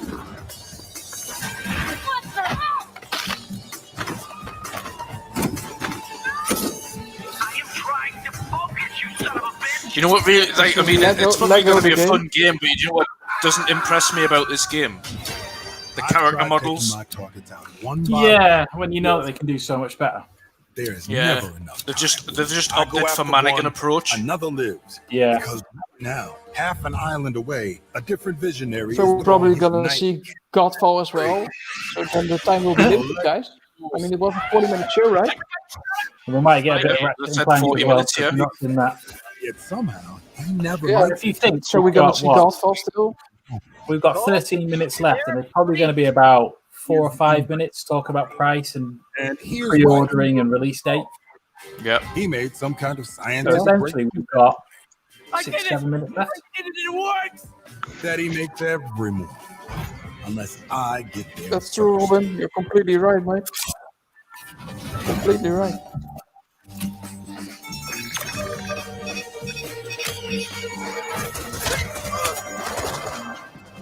No experiment. What are you doing, Doug? No breakthrough. No reason for Igor not to drink his disappointment with And the they're still gonna show up box next. So time is gone, man. Yeah, that's what I'm saying. They've probably only got about 6 minutes of trailers left. Yeah. I reckon they'll show the box release price, and then if they have like a big thing, they'll end with like a teaser for God of War or something on that, Yeah. Yeah. and then finish it. Maybe some Probably GTA. some, though. yeah, or some gameplay of Horizon Zero Dawn, but I don't think so. I don't think GTA is anywhere near being done. I don't think they would have done that big announcement for GTA 5 if GTA 6 was around the corner. No, but I mean GTA 5, the remastered version, right? You know, I don't care. That's a 360 and PS4. No, game. of course, but a lot of people still play it, man. A lot. They do, but that's not a big wow thing. That's For me, no, personally, no. But you know, I expect them to show that one still, and then Godfall. No, I think they're done with that. I think they've just shown. Or maybe they showed it off already, like this week, right? Godfall. So they probably skipped it then. I'm not like those other I'm hoping. I'm just hoping, Only got one even name after on all my of these games we've already seen, I'm just hoping they end the gameplay section of it, the gameplay presentation part, with a big announcement. Console exclusive. All of it also available on PC. You see, this is what has been now, because they said that about what was the other one? Final Fantasy. Yeah. And it's not. Deathloop, we know, isn't a console exclusive. It's a timed exclusive. Yeah. We already know Final Fantasies are like that now. So we know that from Final Fantasy VII. We know that one's coming out April next year for Xbox. That's what I mean. To be calling it a console exclusive, it's a lie. Another Capcom game. Our positions were switched. What What Devil May our Cry? fates? Again? It's not been. Would I have your life? It's only been out, yeah. Yeah, it is. Yeah, it is. Devil May Cry. You a demon? Oh, really? Devil May Cry 5. What the hell? This is really. It didn't sell well in the first place. I don't understand why they're doing another one. Like DMC5 wasn't really well received. Well reviewed, but not well received, right? In silver. Even if it is a next gen version, it shouldn't be in this show. Like my mate's a die-hard Devil May Cry fan, like all the way from the beginning, and he wasn't a fan of 5 at all. Even so, I'd assume 5 would be playable on next gen. Oh no! Isn't this game also on Game Pass, guys? Yeah, it's on Game Pass. Yeah, or So I mean, was. as back compat as next gen to current gen, back compat I'd expect to play it. And again, there's nothing here that kind of says next gen upgrade, unless it's 60 frames a second. No, it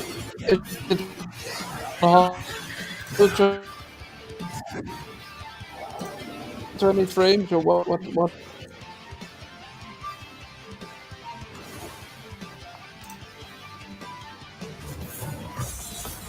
Keyword is tonight 2021. Yeah. Yeah, very true. Keyword Yeah, is very, this very true. 20. Devil May Cry. At launch, you see, that's, again, they've said digitally at launch. That says that Spider-Man isn't a launch title, because they would have said they would use exactly the same phrasing. No. Yeah. That's if they haven't got a. Oh god, that's even worse though. So what are they launching with? Oddworld again? Oddworld. Oddworld. It's nice, but Right, we've got 8 minutes for the stream. I mean, they said around 40 minutes, so we'll never know whether or not it's 45. But even then, we're cutting it fine. Another timed exclusive. the better should make remake DC1. Agree, boy.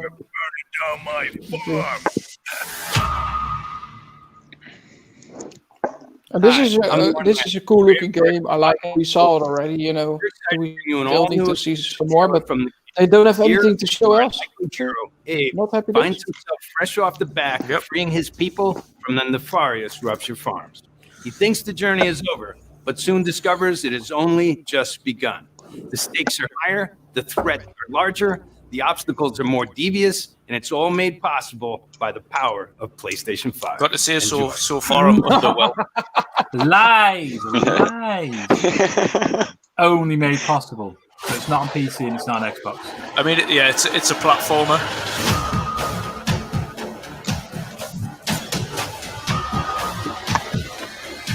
I guarantee this is on PC. I can guarantee it's on Xbox. Just a year later. They already said it's a console. It's a timed exclusive.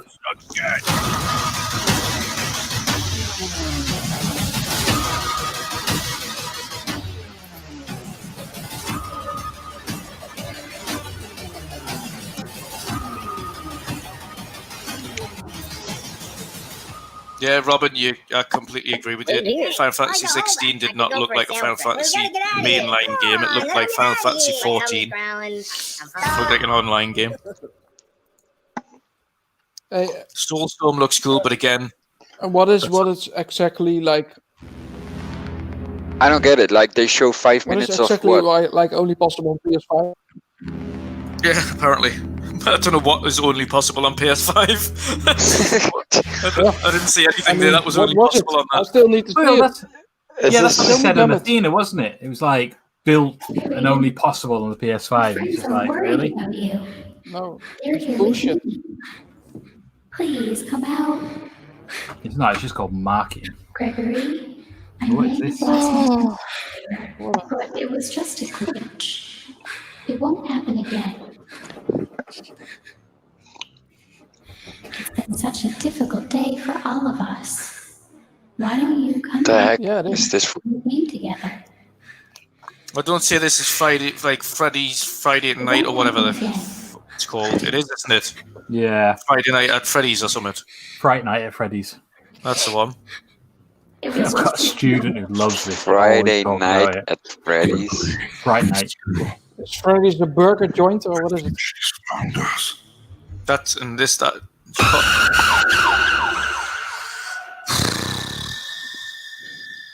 Five Nights at Freddy's. Five Nights at Freddy's. Really? 5 minutes. Happy days. Big. They've got something big. A big mask. I know things. I know things. We saw the Patriots underwear and his boxers. Oh, please end it on a positive. You started off so well. 549. Oh, wait. PlayStation Studios. Soulstorm. No, not Soulstorm. Demon Souls. Demon Souls. Japan Studio. So the world might be mended. 3 points. Yeah, let's see some Demon Souls really gameplay. good. Blue Point are really good for remakes. Let's strength be Yeah. granted so the world They are. might be mended. Cool for the fans of Demon Souls, but Oh yeah, definitely. But again, it's a very niche. It is. It's cool that they've done this for them, considering how niche it is. yeah, but really, if you're a fan, it's you get a lot of people use this game in list wars, and 90% of them have never even played a Soulsborne game because they're like, it's too hard, I don't like it. It's not my type of game. looks I mean, really good though. this looks good. This Holy looks good. shit. You see, this is proper remake. This is proper SSD horsepower. Fun. You know what's refreshing to see though? It's a Dark Souls game that actually has good graphics. Well, they're never really known for their Yeah. are they? That's the problem. And then it's another thing. They've never been renowned for having decent graphic fidelity or It's texture almost- quality. It's But almost this like- actually has quality. Yeah, it's almost like because the first ones are out, PS3? The first one? And because obviously they're very limited with the graphical fidelity there, it's almost kind of like, well, in order to have a Soulsborne game, you have to have this garbage. Actually, this is a title that I would want to play, man. Is there I a never reason thought you I buy would a play it. PlayStation 4? No. No, it's not a system. And that's the point. You need the killer app. I don't And if think either of them. Spider-Man's not a launch title, what's the killer app? Well, for me, Spider-Man isn't even a killer app for me. But Like, I thought it's something that can Oh yeah, push. yeah, it is. But I thought Spider-Man was very average. It was a good game, but there was nothing. Again, You I said can't it. push Devil May Cry Special Edition, is it? No. Oh dear God! But it's like I said in I think it was like the first or second podcast we did. Is like I like Spider-Man, but it was still very plagued by the go over here, fetch missions, do this missions that plague all open world games. There was nothing there that was like amazing, like some people made out. Oh, it's such a good game. It's a good game. It's good. Does the character have like some kind of flashlight on his chest or something? Because that's souls that he's collecting. Yeah. No, but like if he's walking, you see like a light in front of his feet. Yeah, it's like a chamber on his chest with a kind of glow of the souls. All right. Holy shit. This is looking good. Holy shit. He's a cool looking boss. Or semi-boss, whatever you want to call it. But I think he has a cigarette in his mouth, Pat. Yeah, Hazardor's saying the gameplay looks janky and he plays Souls games. You died. Okay, yeah, it might do. I mean, I suck at Souls games, so. Wow, but it looks really impressive. Holy shit! I mean, like I say, for a Souls game, it is top tier. Oh yeah, I mean, I tell you what's quite a decent Souls game is Hazardor. Have you played Mortal Shell?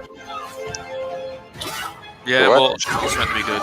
That's a good game. I was actually quite impressed because I've got a friend who, well, the guy I game share with is like proper hardcore deep into Souls games, and I beat the game before him. I was like, yeah. You know what this? I really like the special effects. The trailer of the engine of that Capcom showed at with the PS4 launch, that game that never launched. Well, that's 40 minutes, guys. So,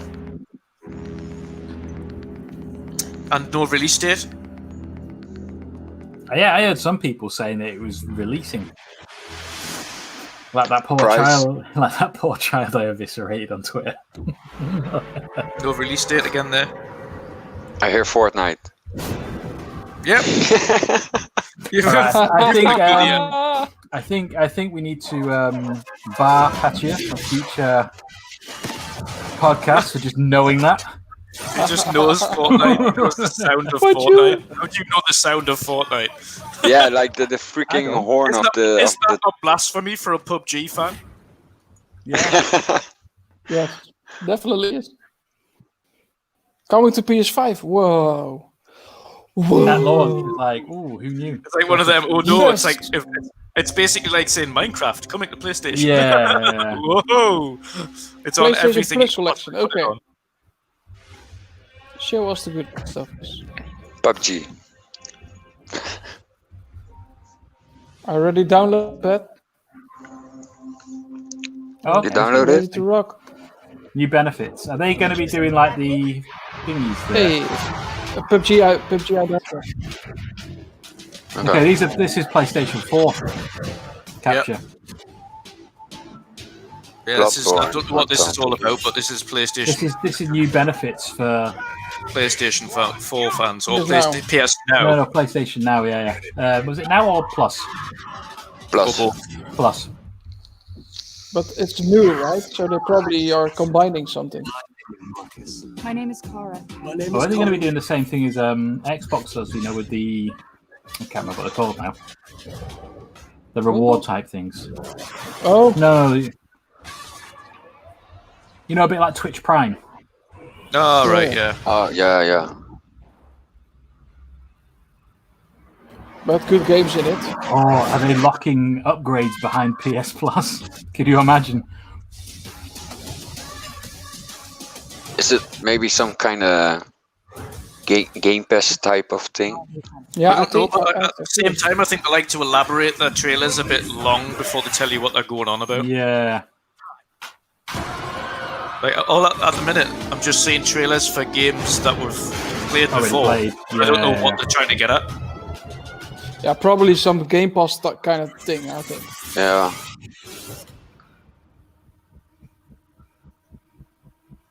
Are these the backwards compatible games?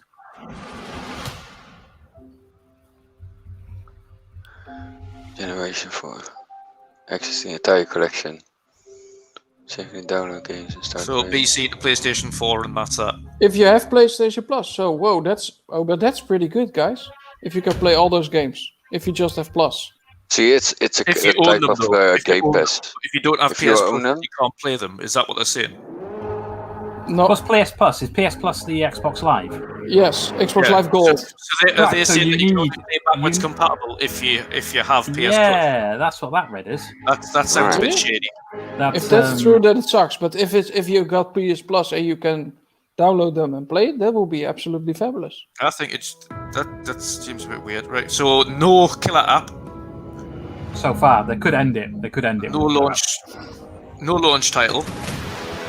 Okay, 50% production. Well, they've got a couple. They've got a launch title. They've got Fortnite and Godfall. That thing looks ugly as fuck. I just still cannot like the console. Fucking goodness, it looks like shit. Yeah. Yeah, it I doesn't. want to like it, but I don't like it. Give us a black No. version. It looks so much better with the blue LEDs. Well, I think Just send the shell over to me, Erwin. I'll paint it for you. Yeah, I will. Yeah, I will, man. If it I'll was get it. smaller, if it was smaller. the Oh, here we digital go. version looks way better. Price. $499. $399. Yeah. $499, $399. 360 digital. Sweet. So 12th then, and 19th November. the thing is, Wait. What? 19th for Europe? A week later? A week later for Europe? Are you taking the So now you know. so what they're doing. So fuck Europe then. If- Fuck if- your There you biggest go, market. Jim. Take it straight up the arse. Your passion If you want to play, if you want to experiences on get PS5. disc, they're From charging everyone at PlayStation, £100 we more. appreciate your continued disc. support. This is That's Xbox One, ridiculous. man. You getting your hands on PS5 Screw you. very soon. So just To close, good. Yeah. let me so leave you with one more quick our, look. our smallest markets can have it first. So here we go. This better be God of War. Quick look.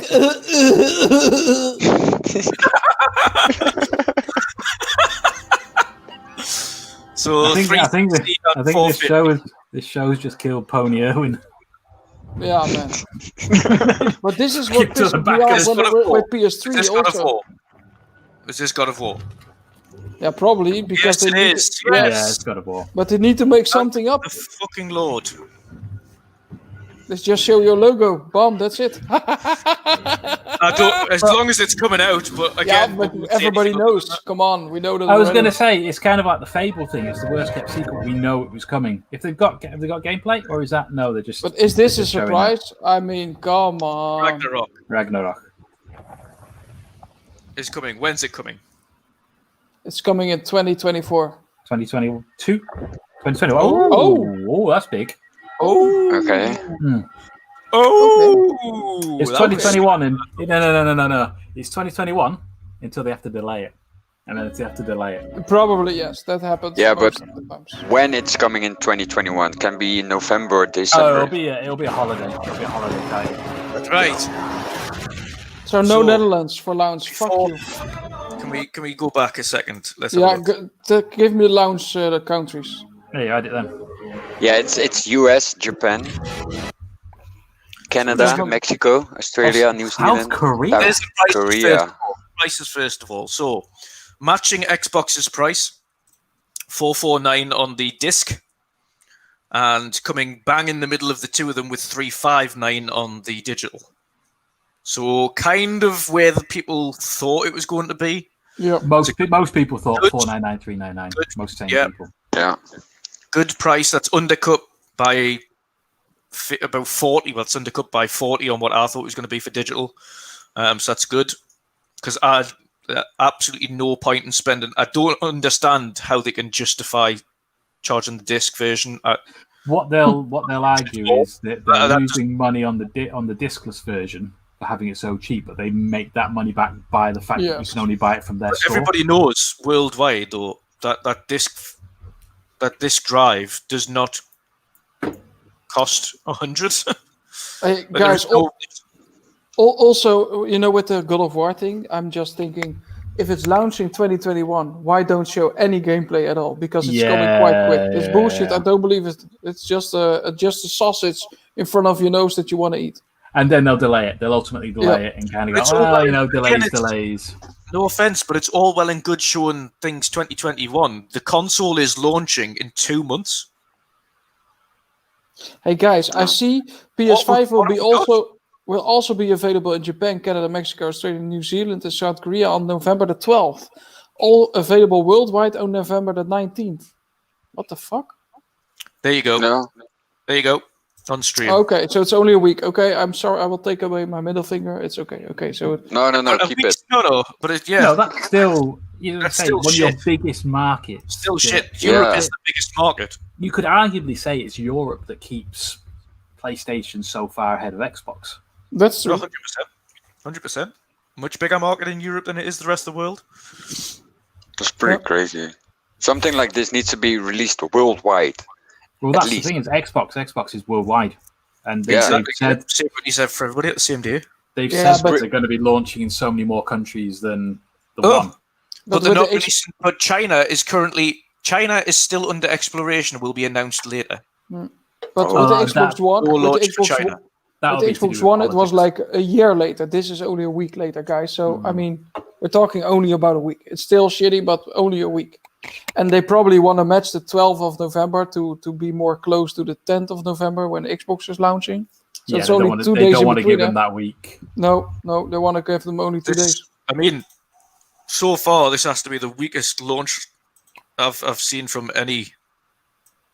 I mean, it's all well and good showing the logo for, like you say, but 2021. No gameplay. The thing is, the fanboys will be freaking out, kind of going, "Oh, it's the best thing ever because they've done this." It's like, well, yeah, but no release like date. Erwin said, that you know, when they first announced the first God of War remake, they had that whole, you know, walking through, talking with Artemis, you know, trying to shoot the deer. That was the original first look, wasn't it? Yeah. Whereas for the second one, it's just a logo 2021, which, like you said, I don't believe. Do not believe for a second. No, the first time they showed off the first one, it was a full gameplay trailer. Especially in COVID. If you look at how many games have been put back because people aren't able to get into the office, there's no way that's going to be a 2021. But it also looks like Spider-Man is not getting available at launch. So holiday. No, it won't be on launch. Is it holiday? Do they say holiday or what is it? Yeah, it just said holiday 2020, so that could holiday. be any time, but it's not launching with it. So Ratchet & Clank also not. So what is left then? Bloody Bugs next. Next. Godfall. Is Godfall a launch exclusive? Is Godfall launching with it? Probably, yeah. Let me have a look. Amazon. I can't remember. Like, Godfall I can't remember it. It just says holiday 2020. Yeah. Godfall. So also not on release. Amazon doesn't even have it listed. Hey guys, I see somebody also glad to see Miles Morales is PS4 as well. Although I guess it will be held back. What?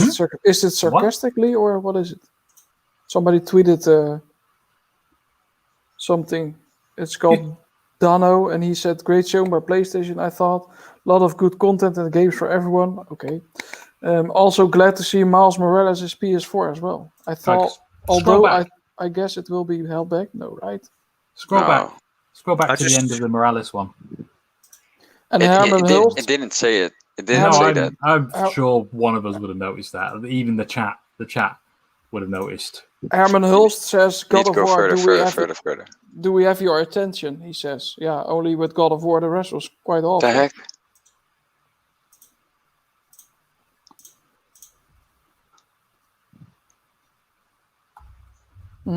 And Archimedes said it is a good show. Come on, Archimedes. That was not a good show, Archimedes. Come on. No, you're wrong, Archimedes. Glad you're off the show, Archimedes. Just a joke, man. Just a joke. There you go. $3.99 is good, huh? $3.99 is good, guys. It's a good price. Yep, it's a good price. It's a good price. But there you go. It doesn't. Does it? Is it saying it? Holiday. Nope, that's it. That's all it says. Holiday 2020. Yeah, That's so not a launch title. Nothing about PS4 or. Guys, Miles Morales is also coming to PS4. I see it now. Also, somebody else tweeting it as well. Let's see. What did we say when everyone was saying it's a next-gen title? Mario 64, Marvel Spider-Man Miles Morales is $49.99. Ultimate Edition $69.99. Includes digital code for Marvel's Spider-Man Remastered. Miles Morales is also coming to PS4. But how do they know it? I was going to say, how do they know? It's Mario 64. He's a guy who's super well informed. I see also Tim Dog responding to it. But I know why they do it, because probably the install base for the PS5 won't be that big, because they cannot launch many consoles because of the crappy production. So then they thought, okay, let's get some sales still. So let's launch it on PS4 as well. That has a user base of 120 million. So I think it's a good thing that they already should have done. But I think it's born out of misery instead of luxury. Yeah, it's a bit of a.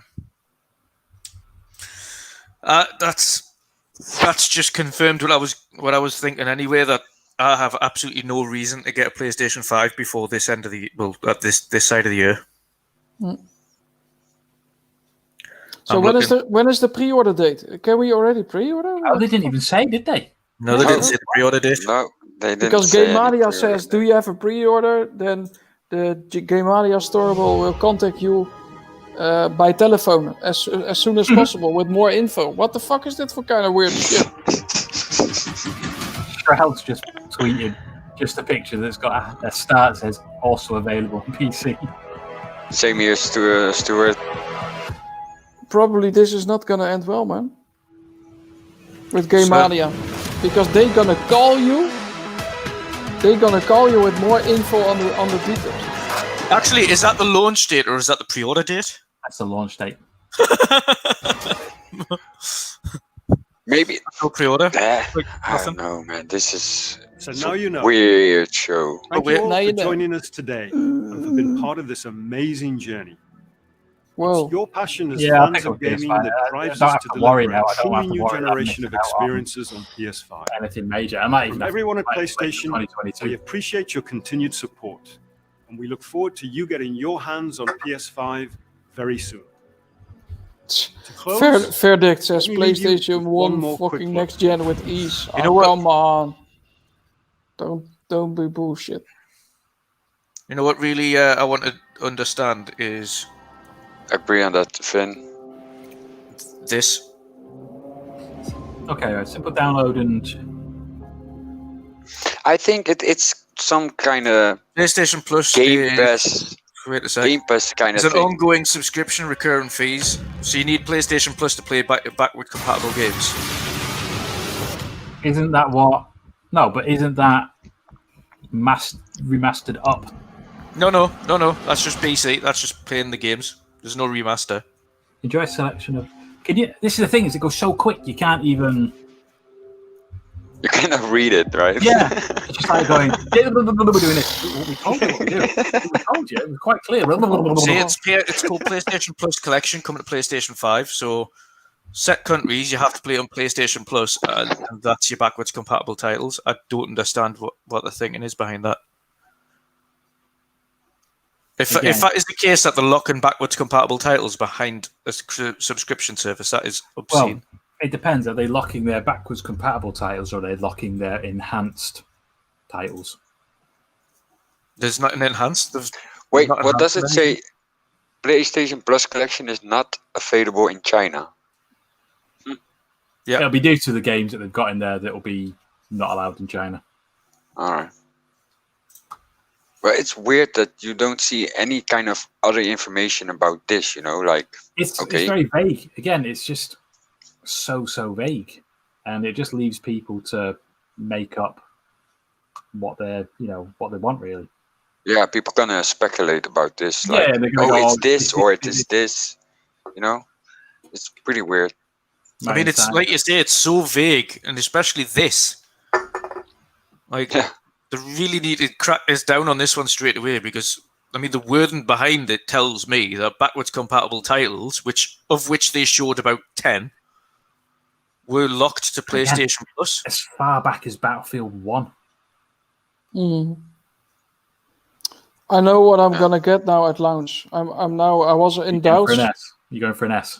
I was in doubt for a really long time, but it's gonna be a bloody Series X.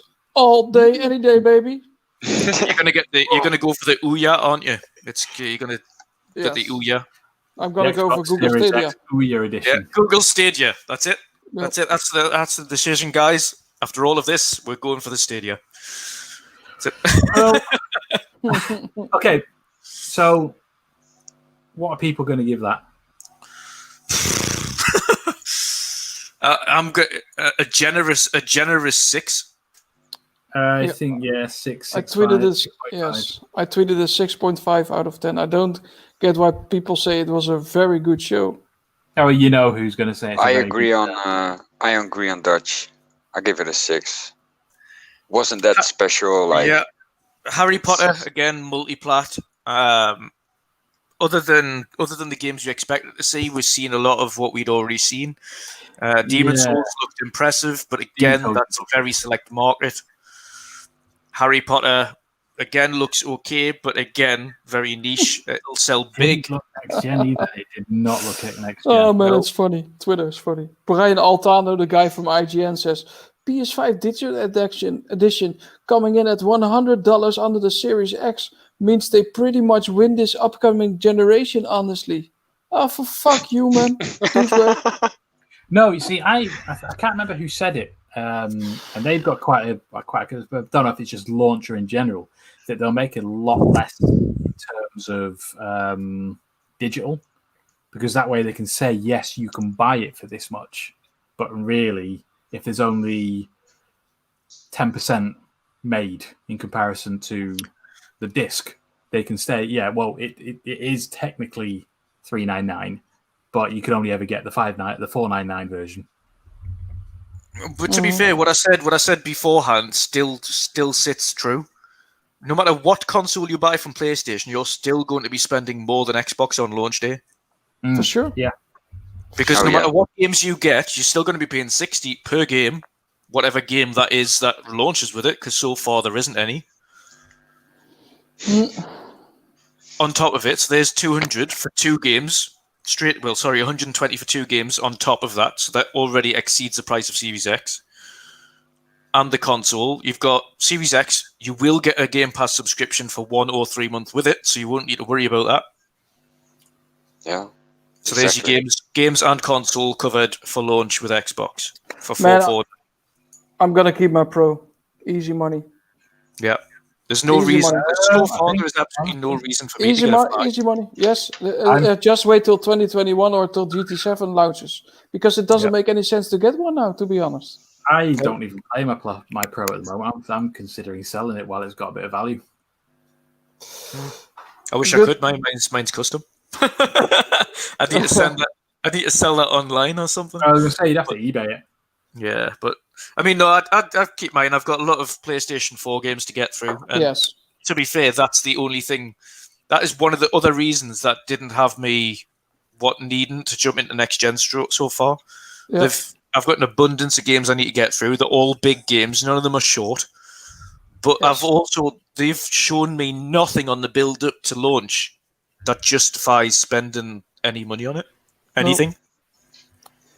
Yeah, and even current gen type. Even if they said, right, all the games that you've got ready to play are going to get enhanced, then I'd be like, right, okay, there we go. Now I can enjoy the games I've got in my backlog, but better. Terrific. Yeah. There's a reason, but we're not even getting that. No, probably you need really PS Plus to have so or something like that, because like Hertog Finn is also saying, if that's really the truth, that you need to have PS Plus to play your owned PS4 games on the PS5, that's the biggest bullshit there is, man. Just honestly, that's another. If that's true, it's bullshit. Yeah. Their big bombshell for that one was, okay, we'll leave the price and we'll show you a symbol for Ragnarok. Yeah. I came away with a big disappointing feeling, to be honest. Yeah. Yeah, and then the 2021 bullshit for God of War. I don't believe it. I don't believe it. If it was it, show it. They've got so many vague release dates in for all of their titles. Yeah. Like Forbidden West 2021. I said that wasn't 2021 the moment I said it. Come on. That's not 2020. But they've even said they don't know when in 21. They just said, yeah, it's in 2021. No, but normally they show off quite a lot of gameplay with other titles. And suddenly they change doing that? I don't believe so. I don't believe so. I think the 2021 is just, how do you say it? Like I said, a sausage in front of your nose. Like, hey, you want to bite a little bit. And you get enthusiastic about it, but it's buttocks. All that's done for anybody. All that's done for anybody is say, okay, I'll get a PlayStation next year. Yeah, because they know they're probably gonna have God of War in 2021. They had everything, so people would buy in the anticipation for what they had coming. Yeah. But then you're sitting on a console you can't play anything on. Yeah. Unless you've got PlayStation Plus, and then you might be able to play some backwards compatible games. Unless they know that they won't quite have the numbers to sell day one. Bugsnax. Don't forget Bugsnax. Yep. Console. And I'm really curious. I don't know how many people are still in the chat. What do people in the chat think about it? We've still got 7 watching, so 7 guys. What are your thoughts? All of the 7 demon souls. I'll be interested to know what all you guys think of that. What did you rate it? I want to see your ratings in the chat. Yeah. Tell me what you think. Finn already said he goes Series X. Yeah. And Stuart also, Series X all the way. Let's go. Nice one, Stuart. Barry was like Phil. Barry, it's only a week. Damn, Phil. Yeah, it's only a week. That's true. That's what I said as well. It's only a week. So if it's a year like Xbox One release, then I get pretty messed up again. But this is only a week, so yeah, it's still. But I mean, come on, come on. A week is nothing.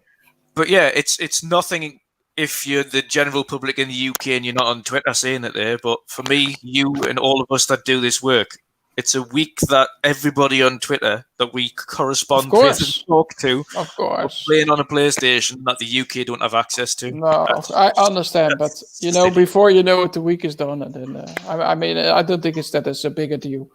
I mean, you know what the problem is. You know what the problem you've got though is, then when that launch date gets delayed, which could happen if they've got supply issues or distribution issues. I think intentionally they've left out everywhere outside of that part of the hemisphere, Europe, due to distribution problems. Mm-hmm. I think that's the reason behind the delay in starts. Yeah. But it was a fake show on multiple details, let's say, like with the release days, like you guys were saying, and also did kind of fake statement with the PS Plus. It's too vague with everything. It's I don't like it. Then we've got.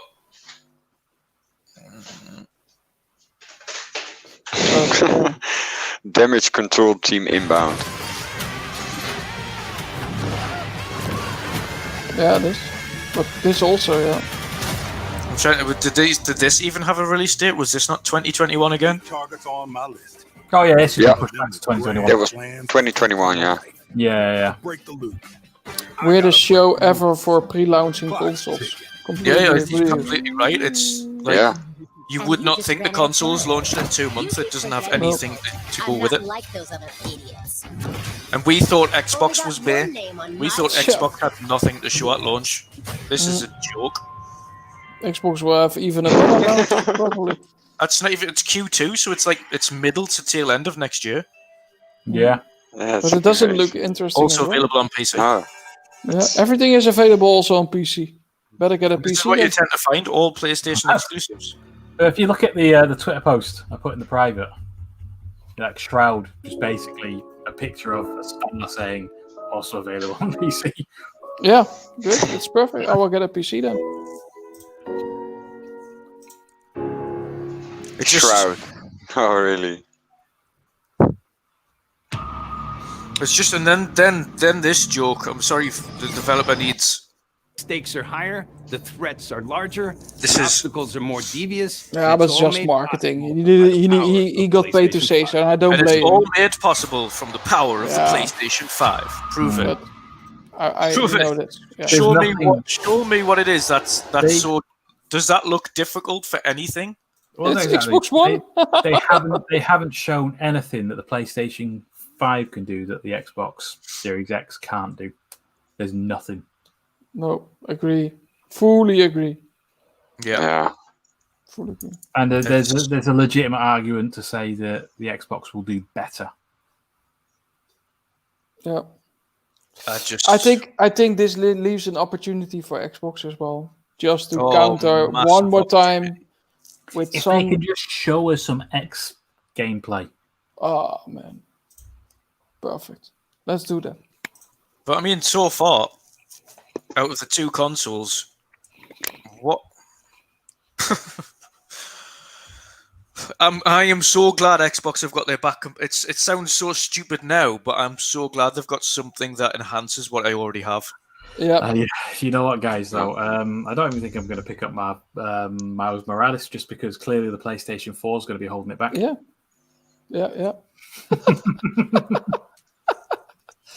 true. It's only possible on PS5. We said this before it though. We said Miles Morales is not a PlayStation 5 game. Of course it's not. Well, if it is, then it shouldn't be. There's no technical reason as to why. No, it's just a few additional particle effects and some added ranges. They would have been doing it purely to get people to the at an x86 level. There are things that can be switched off. And you know what? It wouldn't surprise me if it was supposed to be PS5 and then they've seen the outcry and gone, you know what, let's just do PS4. Yeah, but that's not the reason. The reason is sales. The reason is Wi-Fi 6, guys. Yes, but the reason is sales, and they know they cannot produce so many PS5s, so the launch sales games of that game will be disappointing. So go on. Sorry. We get our money back for making the game easy money. It is like that. Really, it is like that. But it's Stuart pointed out that we should all really be getting a PS5 for Wi-Fi 6. But for sure. Why not Wi-Fi 7? And the rest. Wi-Fi 6 on the US. I've already got Wi-Fi 10, guys, and it's quite obviously ahead of the game. And no Gran Turismo 7, guys. For fuck's sake. No. Nothing. Mate, that's not even close to being a 21 game. No. Well, it's not like they've got a good track record of coming out on time, have they? Yeah. It wouldn't surprise me if at least, but you know what it is. At least Forza were open and said, "Listen, this is early development." Yeah, but it wouldn't surprise me if that came out. Like first. we're not gonna commit to a date. This is just early development. This is what we're going for. Yep. Maybe they launch even earlier than GT7. The problem PlayStation have is that they always commit themselves to a place that they never achieve, and they do it with every title.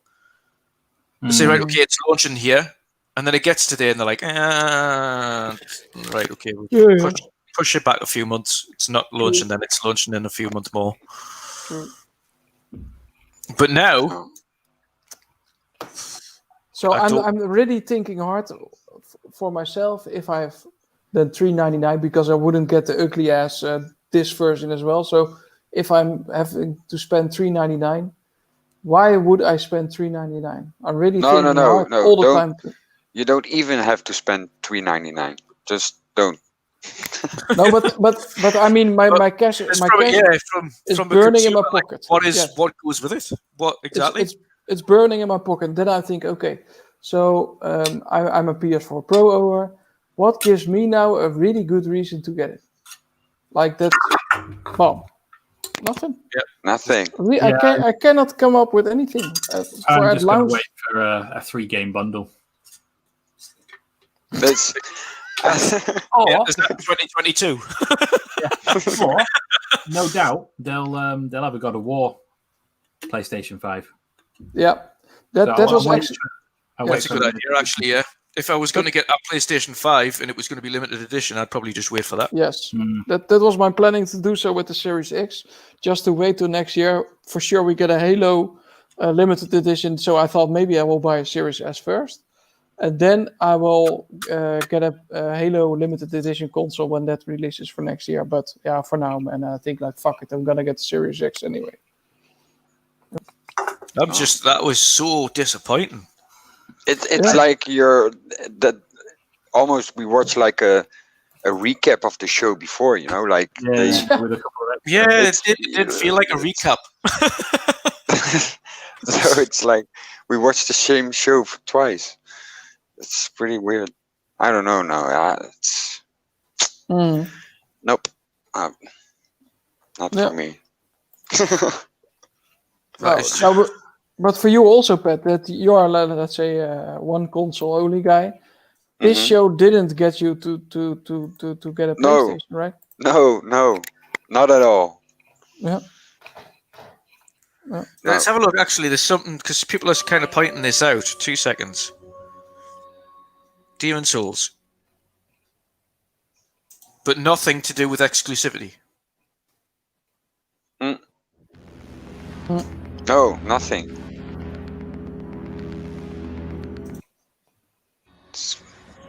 That's a bit strange. They would have that on there immediately.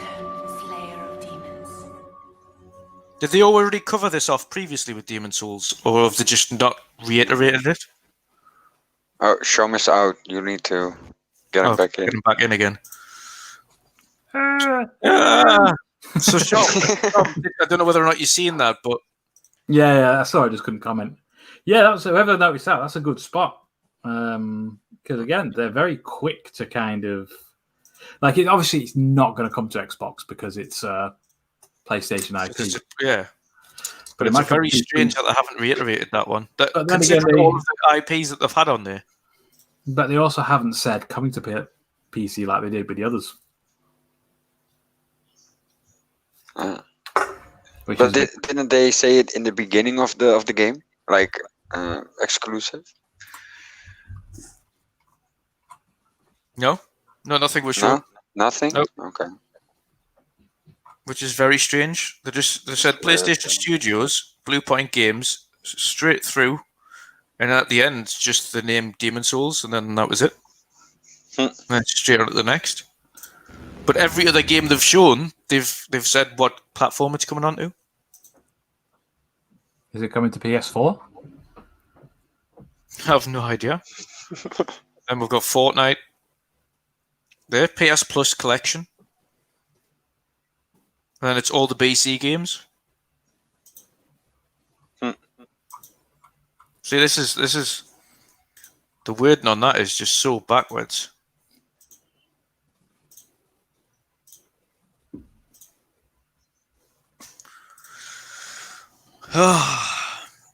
That's just such a strange. That's Mr. Geekness also says it's from PlayStation Studios, so that have exclusive written all over it. Oh yeah, 100%. It's just very strange that they haven't put the wording on there. No. That could be PS5. That could be PS5 and 4. That of all the games they've shown, that one looked the most impressive, though. That just literally no reason to get a PlayStation 5 at launch. But wait a second. Whoa. Okay. Right, I'm going to send you this, guys. That changes it a little bit. What? So, Twitter. I've just sent it on the DM. Demon Souls, PlayStation exclusive, PS5. Not available on other consoles for a limited time. Also available on PC. Okay. That's so weird. some guy also on Twitter saying so PS5 doesn't have backwards compatibility. Only way to play a limited selection of PS4. No. That would read because it says PlayStation exclusive. Then that reads it's coming to PS4.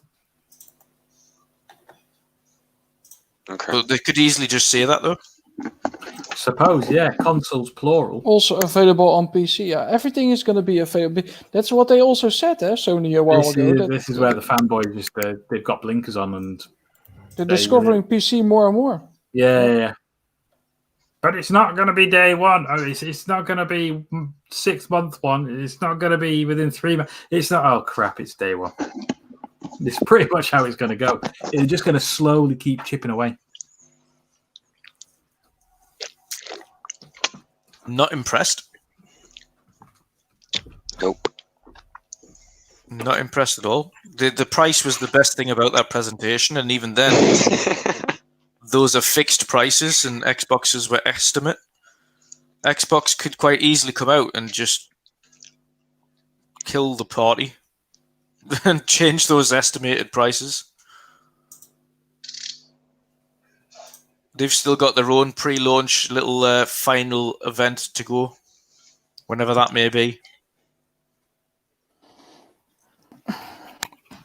It's just so strange. This is the thing. Everyone laughs about backwards compatibility and things like that, but Xbox clearly knew PlayStation had bought all to show. Otherwise, they wouldn't have been pressing the fact that they had additional things to look at. Right, okay, we've got X, Y, and Z to go. We've got backwards compatibility. We've got they wouldn't press that so hard if they knew PlayStation had a killer app at launch.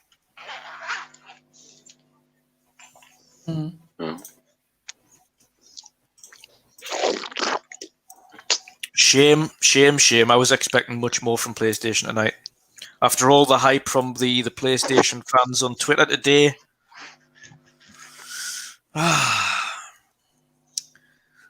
So I'm gonna end it. I don't know. Has anybody got any more comments on the PlayStation event or what potentially Xbox could do here to kind of really storm into the generation ahead?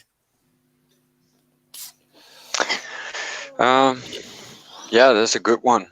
I don't know. What do you think? I don't know. The Xbox have got 2 months until launch. We've still got Tokyo Game Show to come from Xbox next week. Yeah. Will we have a conference from them before Tokyo Game Show or after it? What do you think? Maybe after it. What do you think they could do to truly pull back a few more people? Yeah, good one. I think they really because the backwards compatibility thing is so strong on Xbox, and also that it will auto enhance your games when you're playing on the Series X. They really need to push for that and really highlight that it is for free. It does it automatically.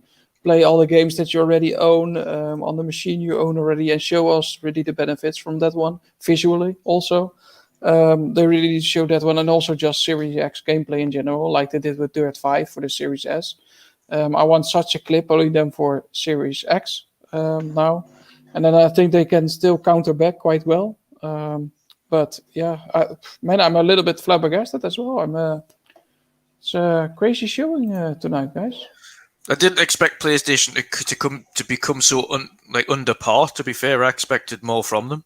But the further as we seen, the further the show went on, the less and less it seemed like they were going to show anything else. Mm-hmm. Like it started to get further, and 40 minutes for any conference isn't a lot when you show the gameplay that you're showing, and each one was extended. Yeah, you could already call out the games that you saw from the first second off. There we go. You know.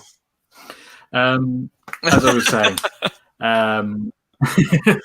I said leading up to it, I didn't expect there to be banger after banger after banger, because it would leave Sony with nothing in the future shows other than to show like they had with Last of Us and things like that. Oh yeah, it's Last of Us again. Although everybody's excited for it, but it's like the fourth time you've shown us something. We want a new IP, and that's what people demand.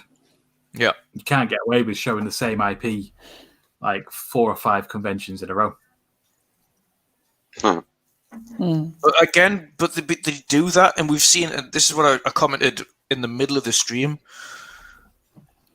That PlayStation, we normally see this year after year, one E3, then the next E3, and they show the same titles, and then 1 or 2 announcements, but the vast majority is the same stuff, and then a slight update. And then the next year, you get the same stuff, but a slight update. And then the next year, you get the same stuff, but a slight update. And they've done this now. On this video, they've shown us the same stuff, but a slight update. A month later. Like, why? We're going into the launch of a new generation. We need to see what is launching with the console. You haven't. What are we getting with the PlayStation 5? What are you bundling the PlayStation with? Or what are we getting with the Xbox as well, to be fair? I mean, at least you're getting everything you've already got. Gears Tactics' launch. You've never played Gears Tactics on the Xbox, so there's a console launch. Hey, listen up, guys. Also, the news coming in: DualSense controller, €70. $70. The Pulse wireless headset, €100, $100. The HD camera with dual 1080p lenses for gamers to broadcast themselves along with their epic gameplay moments for €60. That's quite nice, actually, to be honest. 60. So the camera is cheaper than the controller. Yeah. Okay. Media remote, €30 and $30. DualSense charging station, $30. Yeah. Wow. Okay. It's pretty expensive headset, by the way. $100. It's What does it actually do that any other headset doesn't? Is it the 3D sound? No, right. These do 3D sound with Atmos, so these were like 30 quid. Okay. Yours does 3D sound with Atmos. This. I mean, I think Mine? this is Dolby Jeff, Atmos. Yeah. Jeff Keighley getting ahead of himself here Oh, and there's a surprise. confirming things without actual confirmation. Such as? Day 1 lineup: Destruction All-Stars, Marvel Spider-Man, Miles Morales, Astro's Playroom, Demon Souls, Ribbit's Big Adventure. You see, again, Demon Souls and But it's Spider-Man, not. I mean, they've just showed they you. would have said in launch. there. Yeah? Yeah. I'm sorry, but you're talking out your fucking arse. Pardon my language. Oh, it's on the blog post. It's on a blog post, guys. So they've actually put it on the blog post. Pre-installed. Demon Souls, Blue Games, yeah. Destruction All-Stars, Marvel Spider-Man. 80 euros for Demon Souls. How many? 78 and $70 and 70 euros. Holy, for fuck's sake. 80 euros for a standard edition. Okay, guys, we'll just cover these prices off here. So, European prices for launch games on PlayStation 5. Demon Souls, €79.99, $70. Destruction All-Stars, I don't know how they can afford to another €69.99 or €79.99. Miles Morales, normal edition, $50 or €60.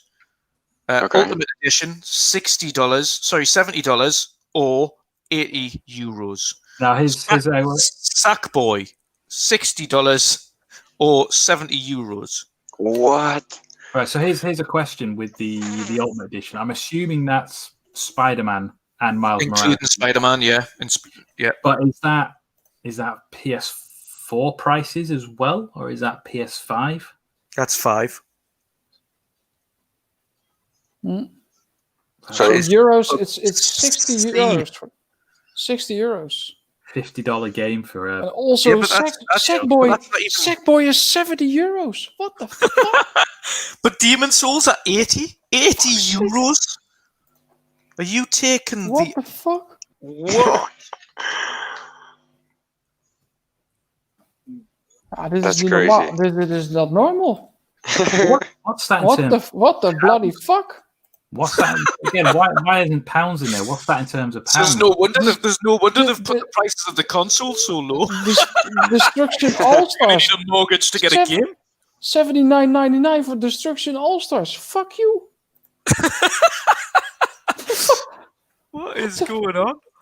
Like, guys, I'm just gonna so the stream can see this because this is just not right for I'm sorry. What is going on? Like, look at that, guys. Are you telling me that's normal for a launched Demon Souls? 80 euros. Right, what's the conversion for pounds to euros for gaming wise? Yeah, but you've got to think dollars or pounds to euros. I mean, it's still 75 quid. There or thereabouts at the moment. You're still paying more than the US, isn't it? Normally, US. They don't include tax on that. But isn't euros to US normally the same? When you look at the there's a small difference. There's a little bit of Xbox. The Xbox is €499 and $499. Yeah, yeah. But again, dollars wise, that's less tax. You add tax when you're paying it. Yeah, tax gets added at the end of it. Yeah.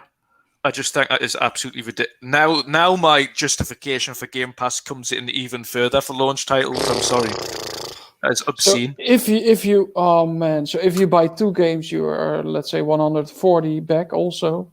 So you're 100. It's 160 euros for 2 games, for 2 big games. That's a year of Game Pass. And extra. An extra? For fuck's sake. For fuck's sake. Like, that is... That is.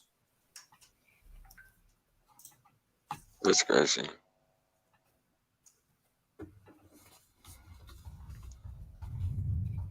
Man. It gets crazier by the minute. It gets crazier by the minute, guys. I don't know what to say. Me neither. I have no idea what Only to say thing anymore. what I have to say is, guys, I'm gonna go to my bunker and to sleep very hard and be ready for tomorrow. And just be thankful that we have. Thank the Lord for the Xbox and Game Plus. Dear me. Right, guys, thanks very much for joining us. Before we go, I just want to announce, of course, for those of you that might or might not follow us on Twitter, we do have a new channel partner, and that is Sean Labrie, who does all of our artwork, but also... yes, I'll be announcing that as well, don't you worry. Yeah, all of our artwork will also be doing, helping us with video intros and any artwork that we need for the future. But he is a new channel partner officially. So welcome to the team, Sean Labrie. Aside from that, we also have another giveaway in the future, which does include the Xbox Series X and Series S.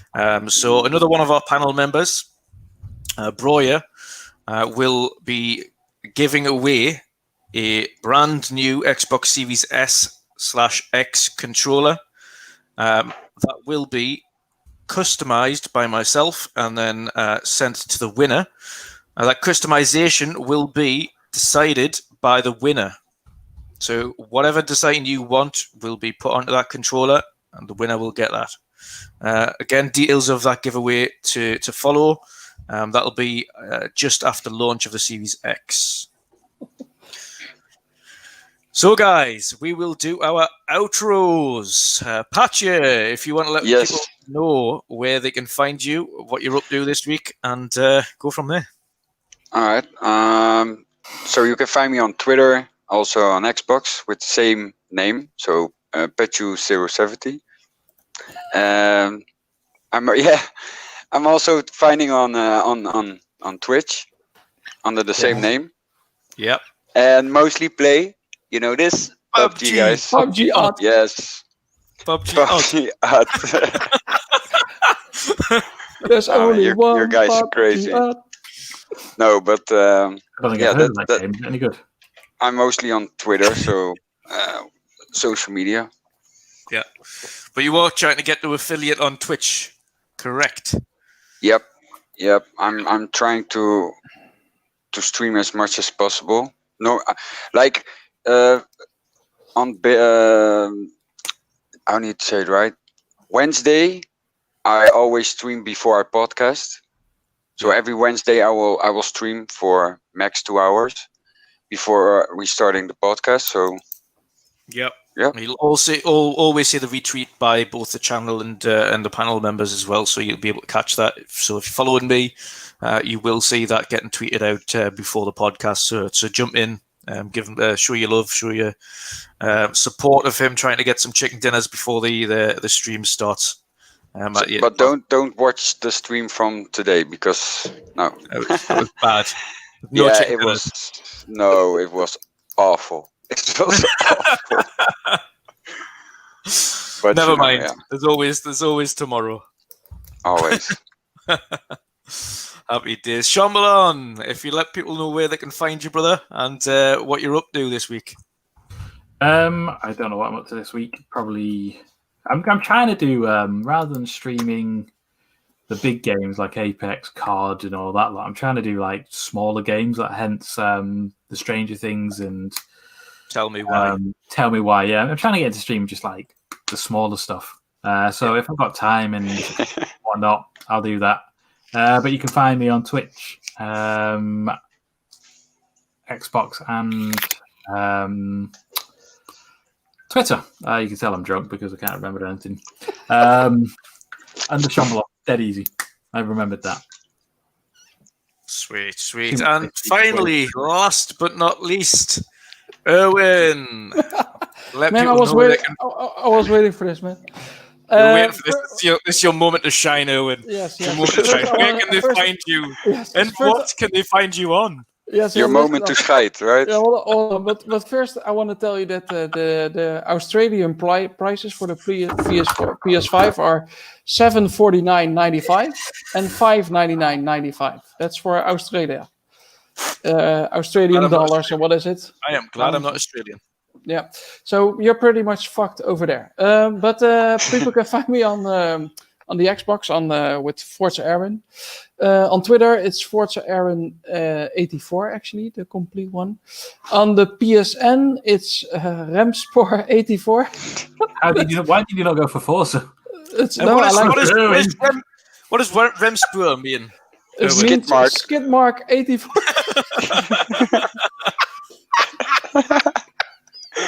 Not again. I'm muting him.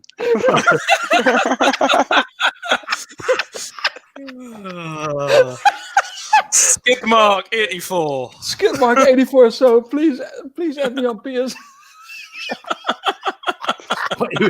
So what he was trying to avoid before the stream.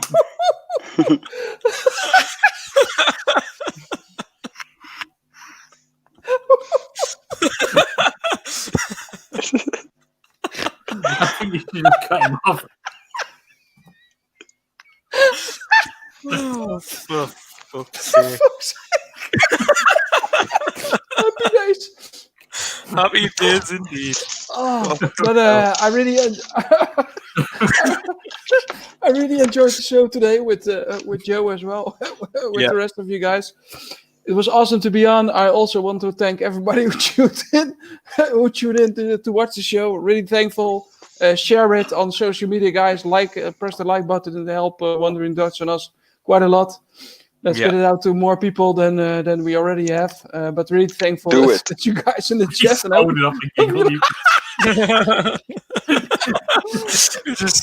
you can see him going.